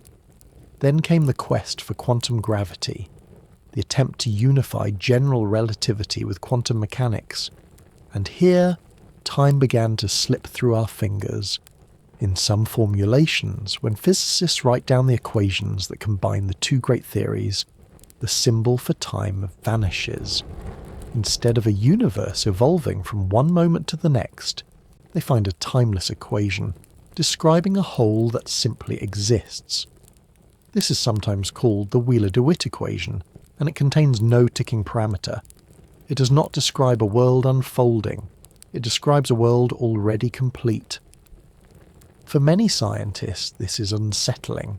How can we reconcile a timeless equation with the lived experience of days and nights? One way to think of it is to compare time with temperature. No single molecule has a temperature. Each molecule has energy, speed, motion, but temperature emerges only when you consider the collective. It is a property of the crowd, not the individual. Some physicists suggest time may be similar. At the deepest level, there may be only timeless relations between events. What we experience as flowing time is an emergent property, like warmth rising from countless moving atoms. This does not make our experience of time an illusion in the sense of being false. It makes it emergent, real at our scale, yet not fundamental. You might say that time is the melody, while the underlying physics is the silent notes. Without the notes, there is no song, but the song is more than the notes themselves. Everyday metaphors can help soften this difficult idea. Imagine reading a novel. The entire story already exists, written from beginning to end, sitting quietly in your hands, yet you experience it page by page, word by word, as though time is flowing inside the book. From the book's perspective, nothing is being created. The whole story is already there. From your perspective, the story unfolds. Time may be like that. The universe could be a completed novel, and our consciousness the act of reading, turning pages one by one. Another image. Consider a map.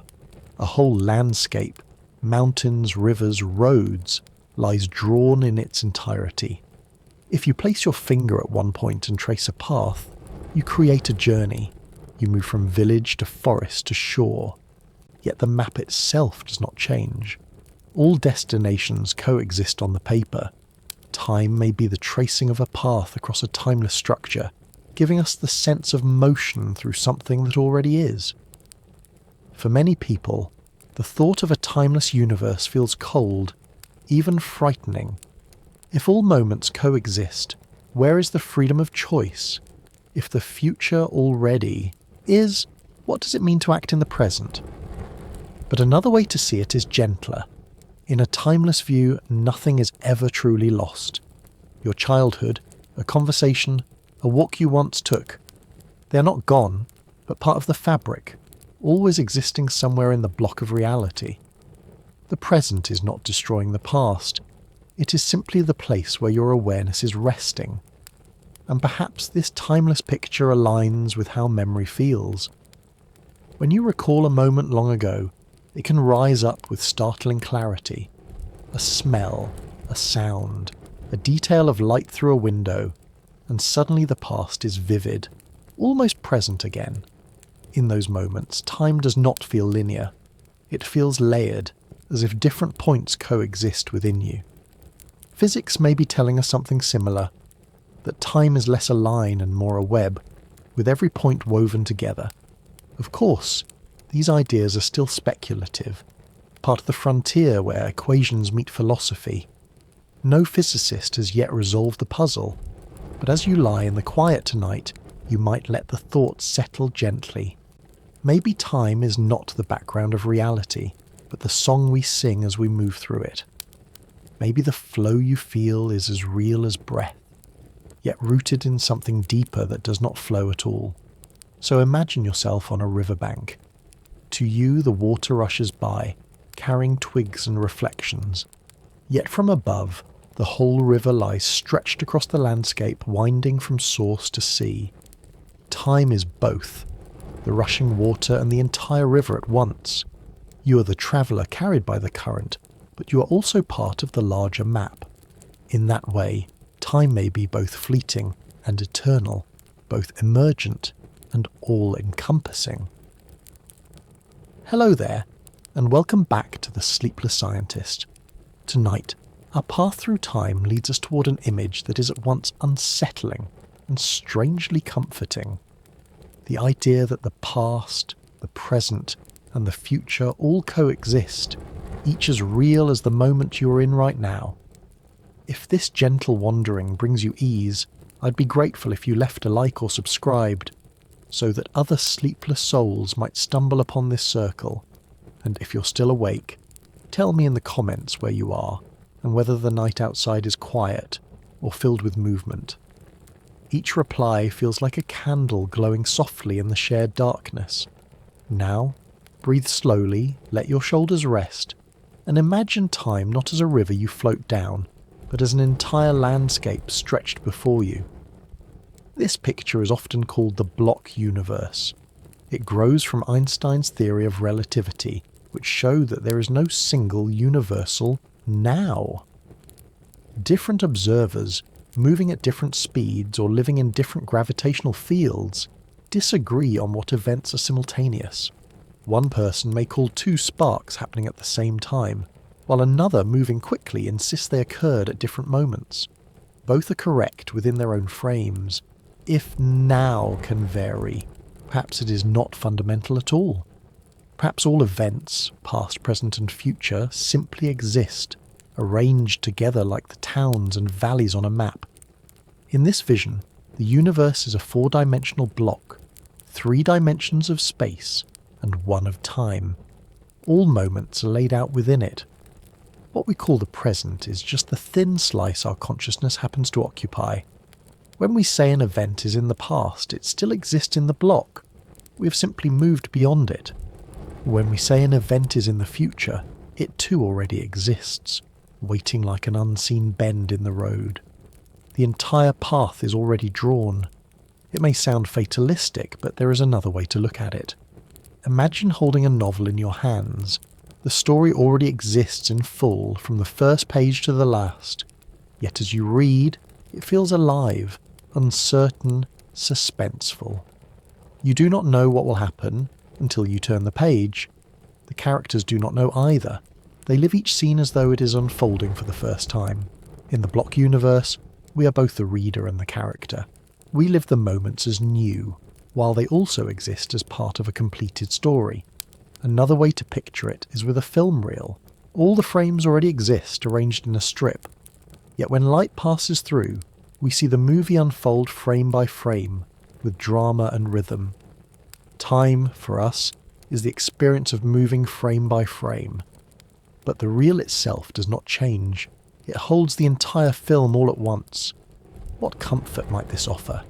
In such a universe, nothing is ever truly lost.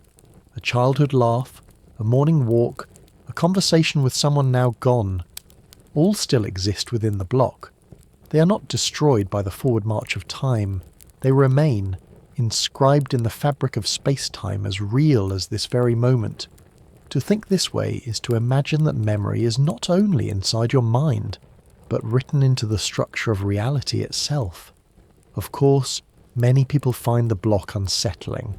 If the future already exists, does that mean free will is an illusion? Are we only actors following a script we cannot change? Yet this worry may come from imagining ourselves outside the block, as if it were a rigid prison. Inside the block, the choices you make are still choices. The fact that they are already part of the whole does not make them meaningless, any more than the decisions of a novel's character are meaningless to the story. You are not trapped. You are the living thread that moves through the fabric, giving it shape. The block universe also shifts how we see time's arrow. We often imagine the present slicing forward, carving new moments into being. But in the block, there is no creation of new slices. All slices already exist. The arrow of time is the path our awareness takes, not the production of moments. We drift through the block like a beam of light sweeping across a frozen scene, illuminating first one corner, then another, but never altering the existence of what lies there. You may notice echoes of this idea in your own experiences. When a vivid memory rises, it feels less like recalling something gone, and more like stepping back into a place that still exists. The smell of rain, the sound of a song can bring the past alive, as though you are visiting it again. The block universe suggests that, in a way, you are. The moment is still there, woven into space-time. Your mind, like a lantern, simply shines upon it again. So tonight, as you rest, you might imagine the universe as a vast library. Every book is a life, every page a moment. All the volumes already exist, from first word to last. You walk through the aisles, opening pages one by one, living them as they unfold. The past is not destroyed. The future is not empty. They are all present, waiting, together. The only question is which page your awareness is resting upon now. And in that thought, time feels less like a rushing current and more like a gentle stillness, filled with endless pages of memory and possibility. Hello there, and welcome back to the Sleepless Scientist.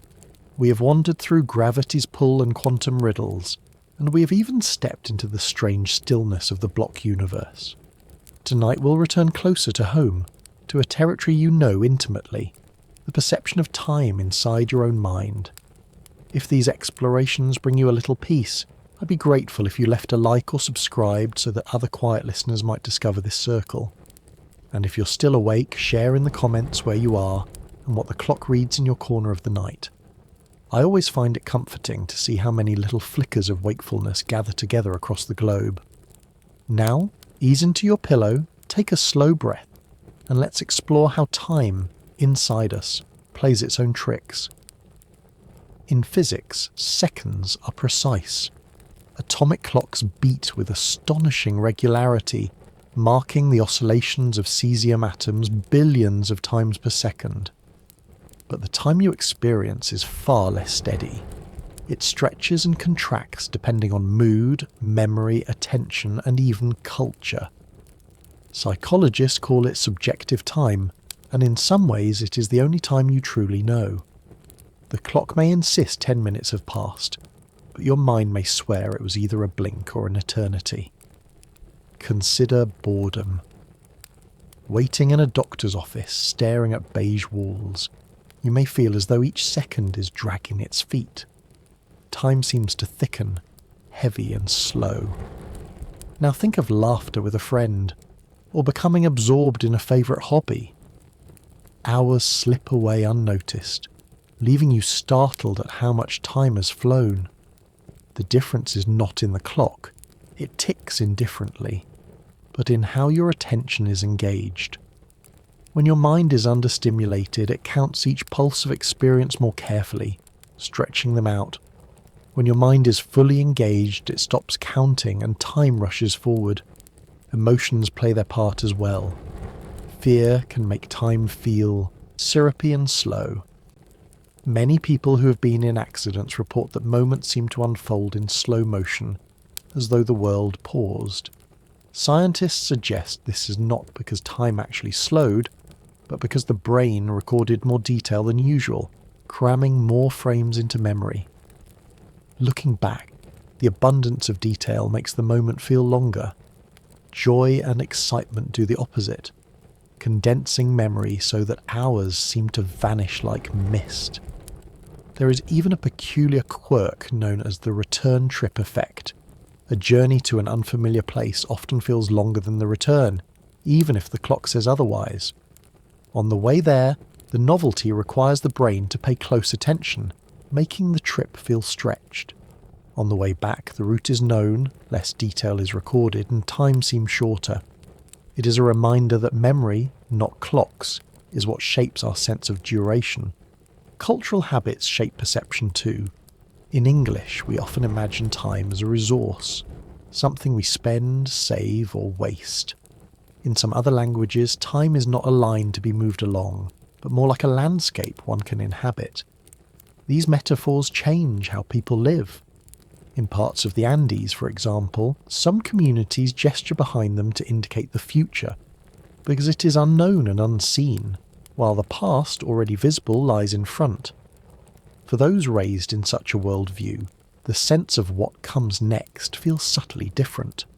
Time, even as a universal phenomenon, is experienced through cultural lenses. Age also reshapes time. As a child, summers felt endless, each day packed with new discoveries. As adults, years seem to slip away more quickly. One explanation is that novelty slows subjective time, while routine compresses it. The first time you visit a new city, the day stretches long, full of detail. The 50th time you commute the same road, the days blur together, compressed into memory. The clock has not changed, but the richness of experience has. Even the snooze button plays tricks. 9 minutes between alarms feels shorter than 9 minutes at other times, perhaps because you're drifting in and out of sleep, not fully counting the moments. The brain, confused, records little, and so the time seems to vanish. We laugh about it, but it is a small reminder that our inner clock is not only imprecise, but deeply strange. What does this mean for our larger understanding of time?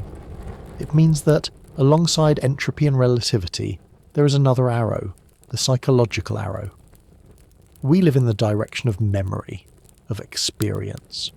We cannot remember the future, only the past, and the weight of that past, the density of details stored, shapes how long or short a span feels. Time is not only out there in the stars and equations, it is inside, sculpted by neurons and culture. Perhaps this is why sleepless nights feel so long. Each moment is noted, each tick of the clock absorbed, so that the hours stretch unbearably. And yet, when sleep finally comes, time collapses. The night vanishes in a blink and morning arrives as though by magic. Subjective time is the trickster within, stretching and compressing according to its own mysterious rules. So tonight, as you drift towards sleep, You might notice your own perception bending. Minutes may feel slower as you listen. Then suddenly you might wake to find an hour has slipped past. Do not be surprised. This is your brain's quiet magic. Time outside may be steady, but inside it dances, playful and unpredictable, always reminding you that living is not the same as measuring. Hello there, and welcome back to the Sleepless Scientist. If you've been with me through these wandering reflections, thank you for walking this path together. If you are just joining now, welcome to this quiet stream of thought about time and its mysteries. If these explorations bring you ease, I'd be grateful if you left a like or subscribed so others searching for calm might find their way here too. And if you're still awake, share in the comments where in the world you are, and whether the night feels deep and silent or alive with distant sounds. Every reply feels like a star, a small light marking a presence in this global night sky. Now let your breath slow and let's drift into the realm of memory, where the brain weaves its own record of time. We often think of memory as a filing cabinet, a place where experiences are stored neatly, waiting to be pulled out again when needed. But the truth is gentler and stranger. Memory is not a collection of snapshots hidden in a drawer. It is a living process, constantly reshaped by the present. Each time you recall an event, you do not simply retrieve it. You rebuild it, piece by piece, using the traces left in your brain. Like a painter restoring an old canvas, you touch up details, alter tones, and sometimes add strokes that were never there before. Memory is less like a photograph, and more like a watercolour, fluid and shifting, beautiful but never fixed. The architecture of this process rests largely in the hippocampus, a seahorse-shaped structure deep in your brain. It acts as a kind of archivist, deciding what will be written into long-term memory and what will fade into the background noise of daily life. Experiences pass first through short-term memory, fragile and fleeting. The hippocampus then helps consolidate some into longer-lasting form, linking them to networks across the brain. Emotional events, moments of joy or fear, are stamped more strongly, carried by the amygdala's influence. That is why you may vividly remember a childhood scare or a moment of delight, while the details of what you ate for lunch last Tuesday dissolve. Memory is not only about storing the past, it is also about navigating the future. When you plan a trip, imagine a conversation, or think about tomorrow's tasks, you're drawing on the same brain systems that recall yesterday. The brain reuses its memory, machinery to simulate possibilities. In this sense, memory is the bedrock of imagination. Without it, you could not project forward, because you would have no building blocks to assemble. Memory ties the arrow of time not just to the past, but also to the anticipation of the future. At night, when you dream, the brain rehearses and reshapes memories. Scenes replay in fragmentary form, stitched together with symbols and emotions. Some details are strengthened, others softened, still others discarded. In dreams, the arrow of time loosens. Past and future blend into a strange theatre where the ordinary rules no longer apply. Yet in this drifting state, the brain is working quietly, sorting through the tapestry of experience, preparing you for the days ahead. Memory is also fragile. It fades, misleads, and sometimes betrays us. Ask two people to recall the same event, and their versions may differ wildly. The mind is not a recorder, but a storyteller. It emphasizes certain details, omits others, and reshapes meaning. Yet this fragility is not only weakness. It allows us to heal, to reinterpret, to weave painful experiences into narratives that make sense. The malleability of memory is what lets us move forward, not trapped in perfect recollection, but freed by gentle forgetting. The arrow of time is etched into memory. You can remember the past, but you cannot remember the future.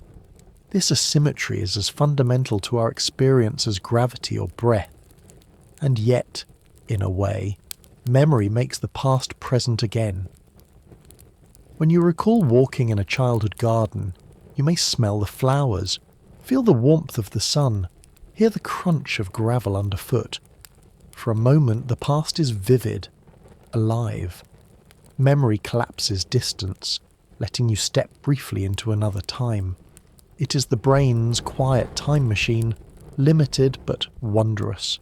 Scientists sometimes describe memory as traces in neural circuits, synapses strengthening or weakening, patterns of activity leaving behind pathways like trails in a forest. The more often you walk a trail, the clearer it becomes. Neglected paths fade back into undergrowth. This is why rehearsal and repetition embed memories, while disuse lets them wither. But trails are not only walked, they are reshaped. A new path may cut across the old, and in doing so alter its form. Your brain is always editing the map of memory, redrawing routes, connecting regions, blending one journey into another. Think for a moment about the memories that matter most to you. They are not random. They cluster around meaning, the people you love, the places you found wonder, the challenges that shaped you. The hippocampus and its networks do not merely store information, they weave narratives.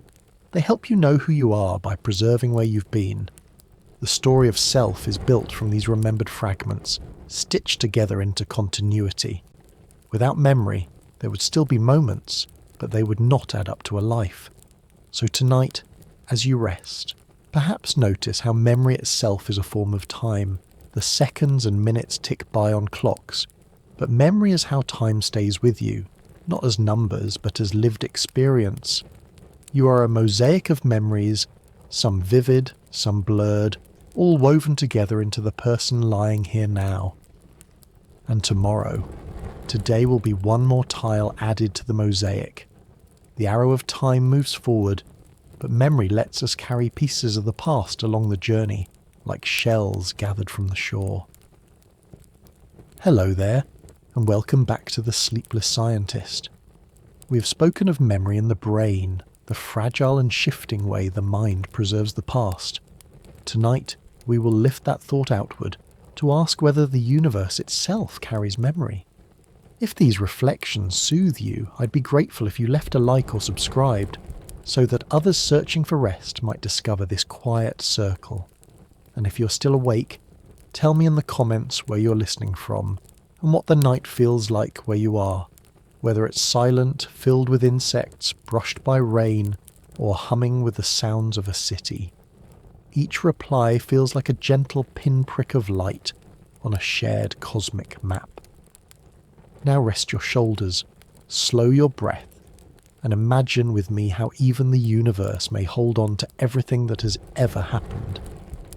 Physics whispers that information, the details of how things are arranged, cannot be destroyed.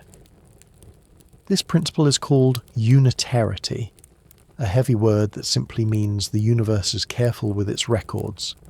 Energy can change form, matter can rearrange, stars can burn and collapse, but the underlying information is never erased. It may scatter, it may be scrambled, but it is never lost.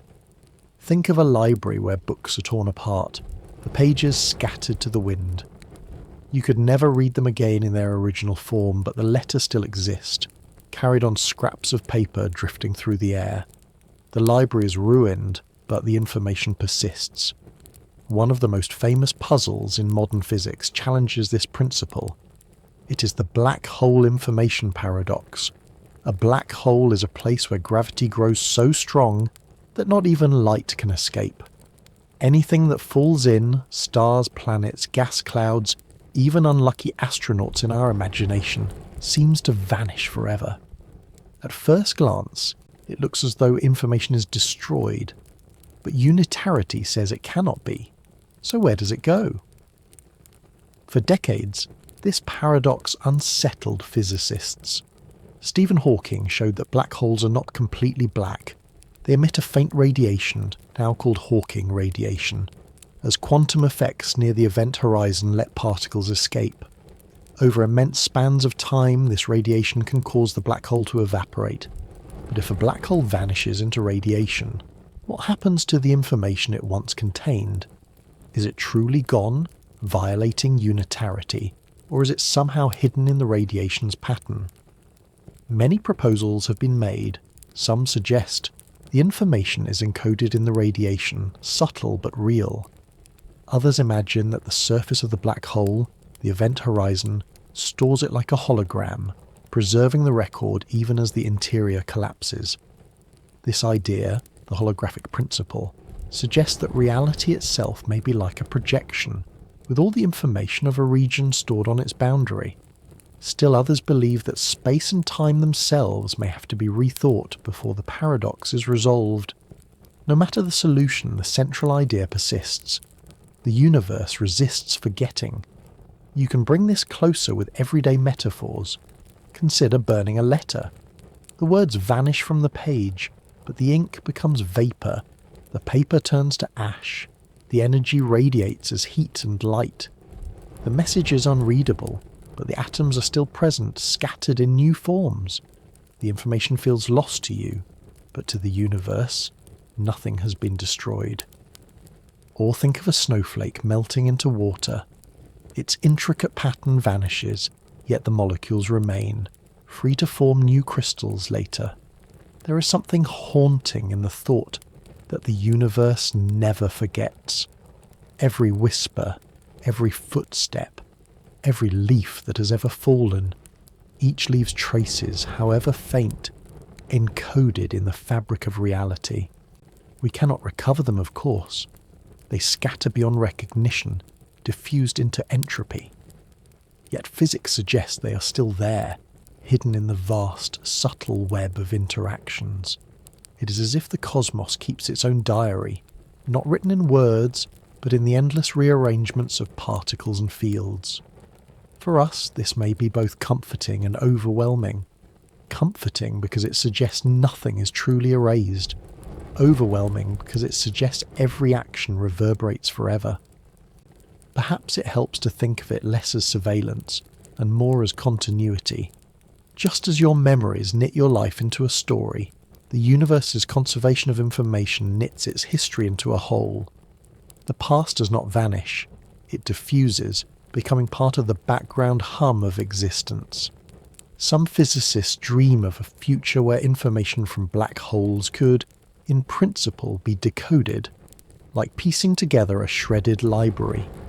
For now, it is only a dream, and perhaps always will be. But the principle matters. It tells us that the arrow of time does not erase, even as it moves forward. It adds, accumulates, scatters, but it never truly forgets.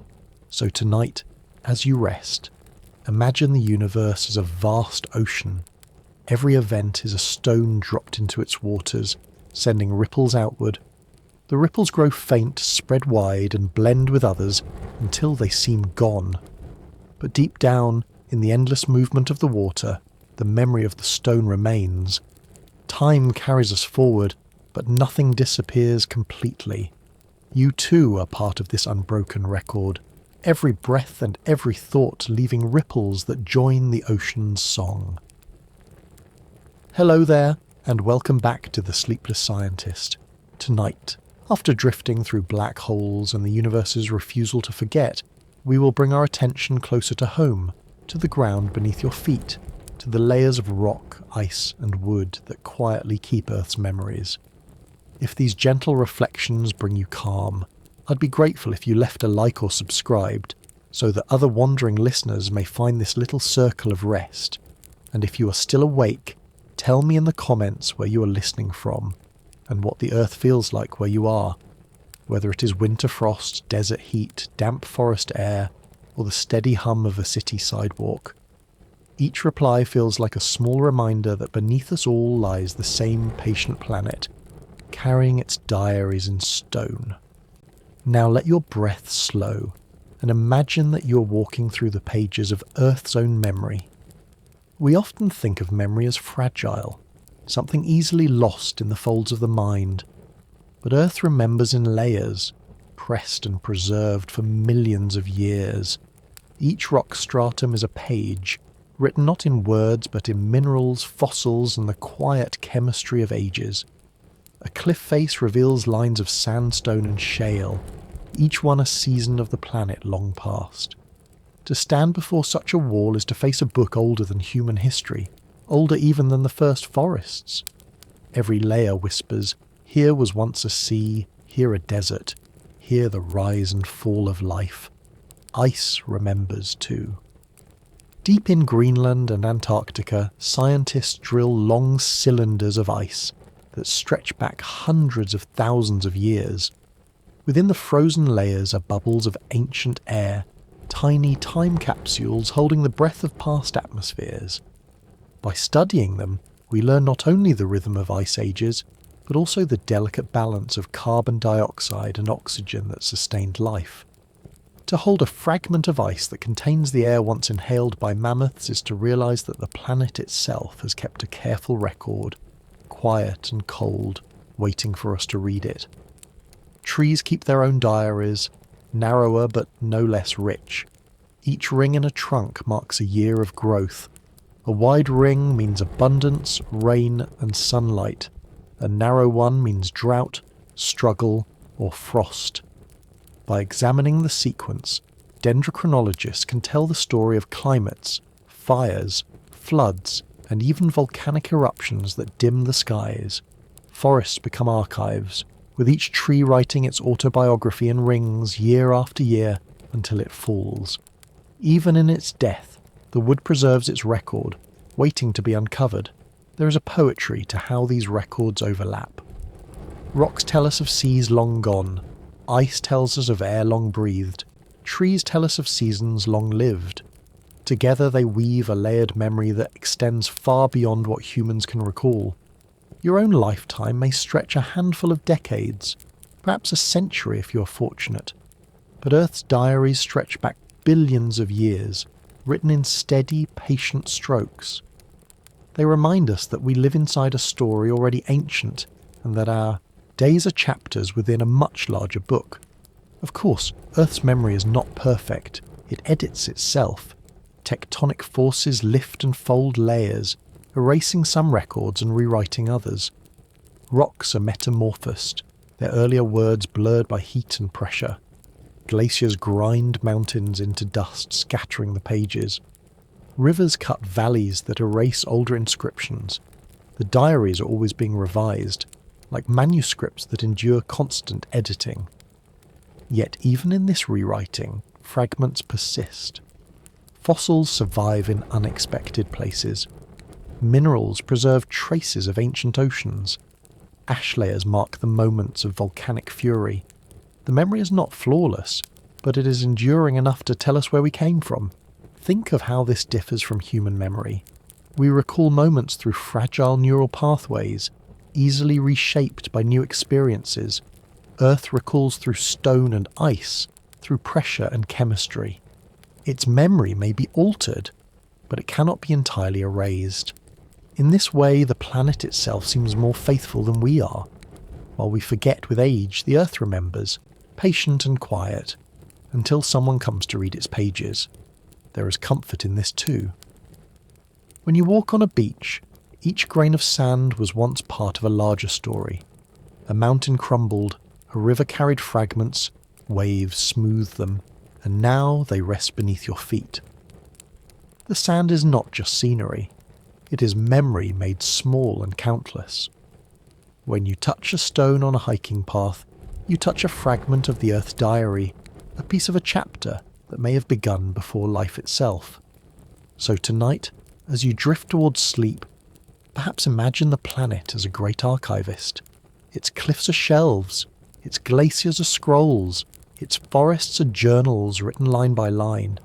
Each carries the story of deep time, not rushing, not fading, but accumulating with patience.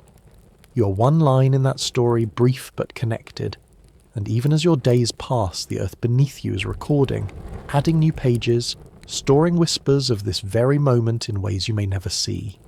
Time moves forward, but the diaries remain. A patient reminder that the present always becomes part of a larger, enduring memory. Hello there, and welcome back to the Sleepless Scientist. We've wandered through the body's clocks, The sky's ancient light, the bending of space-time, the riddles of quantum experiments, and even the diaries written in stone and ice beneath our feet. Tonight, we turn to a gentler question, one that hovers at the edges of physics and philosophy. Could the future, in some subtle way, leave its fingerprints on the present? If these reflections ease your evening, I'd be grateful if you left a like or subscribed, so that others searching for calm may find this circle. And if you're still awake, tell me in the comments where you are, and whether you're listening at the start of your night, or in the early hours before dawn. Each answer feels like a faint ripple across this shared pool of quiet. Now rest your thoughts, slow your breath, and let us drift into the possibility that tomorrow is not entirely absent from today. We usually treat the future as a blank page. The past is written, the present is ink still drying, and the future is empty, waiting for words. Yet physics has given us hints that the story might not be so simple. In delayed choice experiments, the way we choose to measure a photon in the present seems to decide how we describe its past. In block universe models, the future already exists alongside the past, not yet experienced, but as real as any childhood memory. And in retrocausal interpretations, the web of cause and effect may stretch both forward and backward, threads tugged from each direction to keep the tapestry whole. Does this mean the future controls us? Not quite. What it means is that the neat boundary we draw between has happened and not yet happened may be blurrier than we think. The future may not rewrite the present, but it may shape the context in which the present becomes meaningful. Think of music. A note played on a violin carries a certain beauty on its own, but its true character only arrives when the next notes follow, shaping the melody. The future tones reach back and give the earlier ones their role, their place in the song. The past notes are not changed, but their meaning is completed by what comes after. Time itself may work this way. What you do tomorrow will not erase today, but it may change how today is remembered, how it fits into the larger pattern of your life. Another example. Imagine planting a tree. The act itself is simple. Digging, watering, pressing soil. At that moment it feels ordinary. Yet years later, when the tree towers above and shades your children, the act becomes profound. The future did not alter what you did, but it reached back and wrapped the memory with new significance. Physics may be telling us that the universe itself functions in a similar way, that meaning and outcome are braided across directions, not only forward. Retrocausality as a scientific idea remains speculative, but as a metaphor for life it already resonates. How often have you looked back at something small, a chance meeting, a word spoken in passing, a decision made almost absent-mindedly, only to realise later that it was the seed of something vast? At the time it felt ordinary, later it felt inevitable. The future had not changed the past, but it had revealed its importance. Some physicists like to think of time not as a line, but as a web. In a web, the strands hold together only by tension from all sides. Tug one part, and the shape changes everywhere. In such a picture, the future is not a void waiting to be filled, but one of the anchor points holding the structure together. It may be unseen, but it already helps stabilize the whole. To live inside this web is to realize that the present is shaped from both directions, not only by what has been, but also by what will be. Does this rob us of choice? Perhaps the opposite. If the future is part of the structure, then our actions now are also threads reaching backward, giving the past new meaning. The story is not imposed, it is woven with us, through us, by us. The photon in the delayed choice experiment does not have its history rewritten, rather its story is clarified when the present arrives. We too clarify our lives day by day, shaping the meaning of what came before. So tonight, as you lie here, you might let go of the need to draw sharp lines between yesterday, today and tomorrow. Imagine instead a fabric stretched across all three. The future is not fully formed. but neither is it wholly absent. Its outline may already press softly against the present, like a faint watermark on paper, not yet filled but already guiding the ink. This thought need not unsettle you. It can be a comfort. If the future is already intertwined with the present, then perhaps we are never as lost as we fear. Perhaps tomorrow is already reaching back, offering hints, preparing pathways, waiting to give today its context. And perhaps, when we look back from that tomorrow, we'll see tonight not as confusion or wandering, but as the quiet step that carried us toward what was always waiting. Hello there, and welcome back to the Sleepless Scientist. We've wandered far together, from the beat of your heart to the starlight stretched across billions of years, to the strange experiments where the future seems to brush against the past. Tonight we begin to turn toward rest, gathering what we have seen into a gentler frame. If these explorations soothe you, I'd be grateful if you left a like or subscribed, so others searching for calm may find this circle. And if you're still awake, tell me in the comments where you are listening from, and what time it is for you now. Each reply feels like a note in the quiet music of this community. Now settle into stillness, let your breathing slow, and imagine time not as a master demanding obedience, but as a quiet companion who has always walked beside you. For much of life, we treat time as something to be conquered or controlled. We measure it with calendars and clocks. We divide it into appointments and deadlines. We complain of not having enough of it, or of having too much to spare. It becomes a currency, something to spend wisely, or a tyrant, something we serve unwillingly.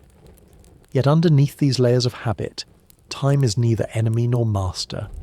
It is simply the rhythm within which life unfolds, as natural as the tides or the turning of the earth. Consider again the rhythms inside your own body. Your heart beats not because a clock demands it, but because that is its way of carrying you forward. Your lungs rise and fall, giving you air without ever asking for your permission. The circadian cycle of your cells hums steadily, reminding you when to rest and when to rise. These rhythms are not masters to be obeyed nor slaves to be commanded. They are companions, keeping you alive. You can lean into them with gentleness as you would match steps with a friend on a long walk. The sky above offers the same lesson. The stars wheel overhead not to pressure you, but to remind you of continuity. The redshift of galaxies is not a demand, but a story written in light, showing you that the universe expands patiently, moment by moment. Even black holes, those stern sculptors of space-time, do not command you. They simply show you that time itself is flexible, shaped by gravity's hand. If you listen closely, what the cosmos tells us is not that time rules over us, but that time accompanies everything, quietly and faithfully. Think also of memory. We often fear forgetting or regret what has passed, but memory is not a prison. It is a gift. It allows us to carry fragments of our journey, weaving them into a story of who we are. The fact that memory fades is not cruelty. It is kindness, freeing us from the weight of holding every detail forever. And the fact that memory can return vividly is also kindness, allowing us to revisit moments that mattered. Time, through memory, becomes a companion who sometimes whispers reminders, sometimes allows us to let go. Even entropy, that relentless increase of disorder, is not a tyrant. It is the background current that makes change possible. Without it, nothing new could arise. A leaf decays, and in doing so nourishes soil for another plant. A star burns its fuel, and in doing so seeds the cosmos with elements that make life possible. The arrow of time is not only destruction, it is transformation, always moving us from one form to another. Perhaps this is why so many cultures have described time in tender terms. Some see it as a wheel, steady and eternal. Some imagine it as a river, carrying us forward. Some picture it as a great loom, weaving past and future into a present pattern.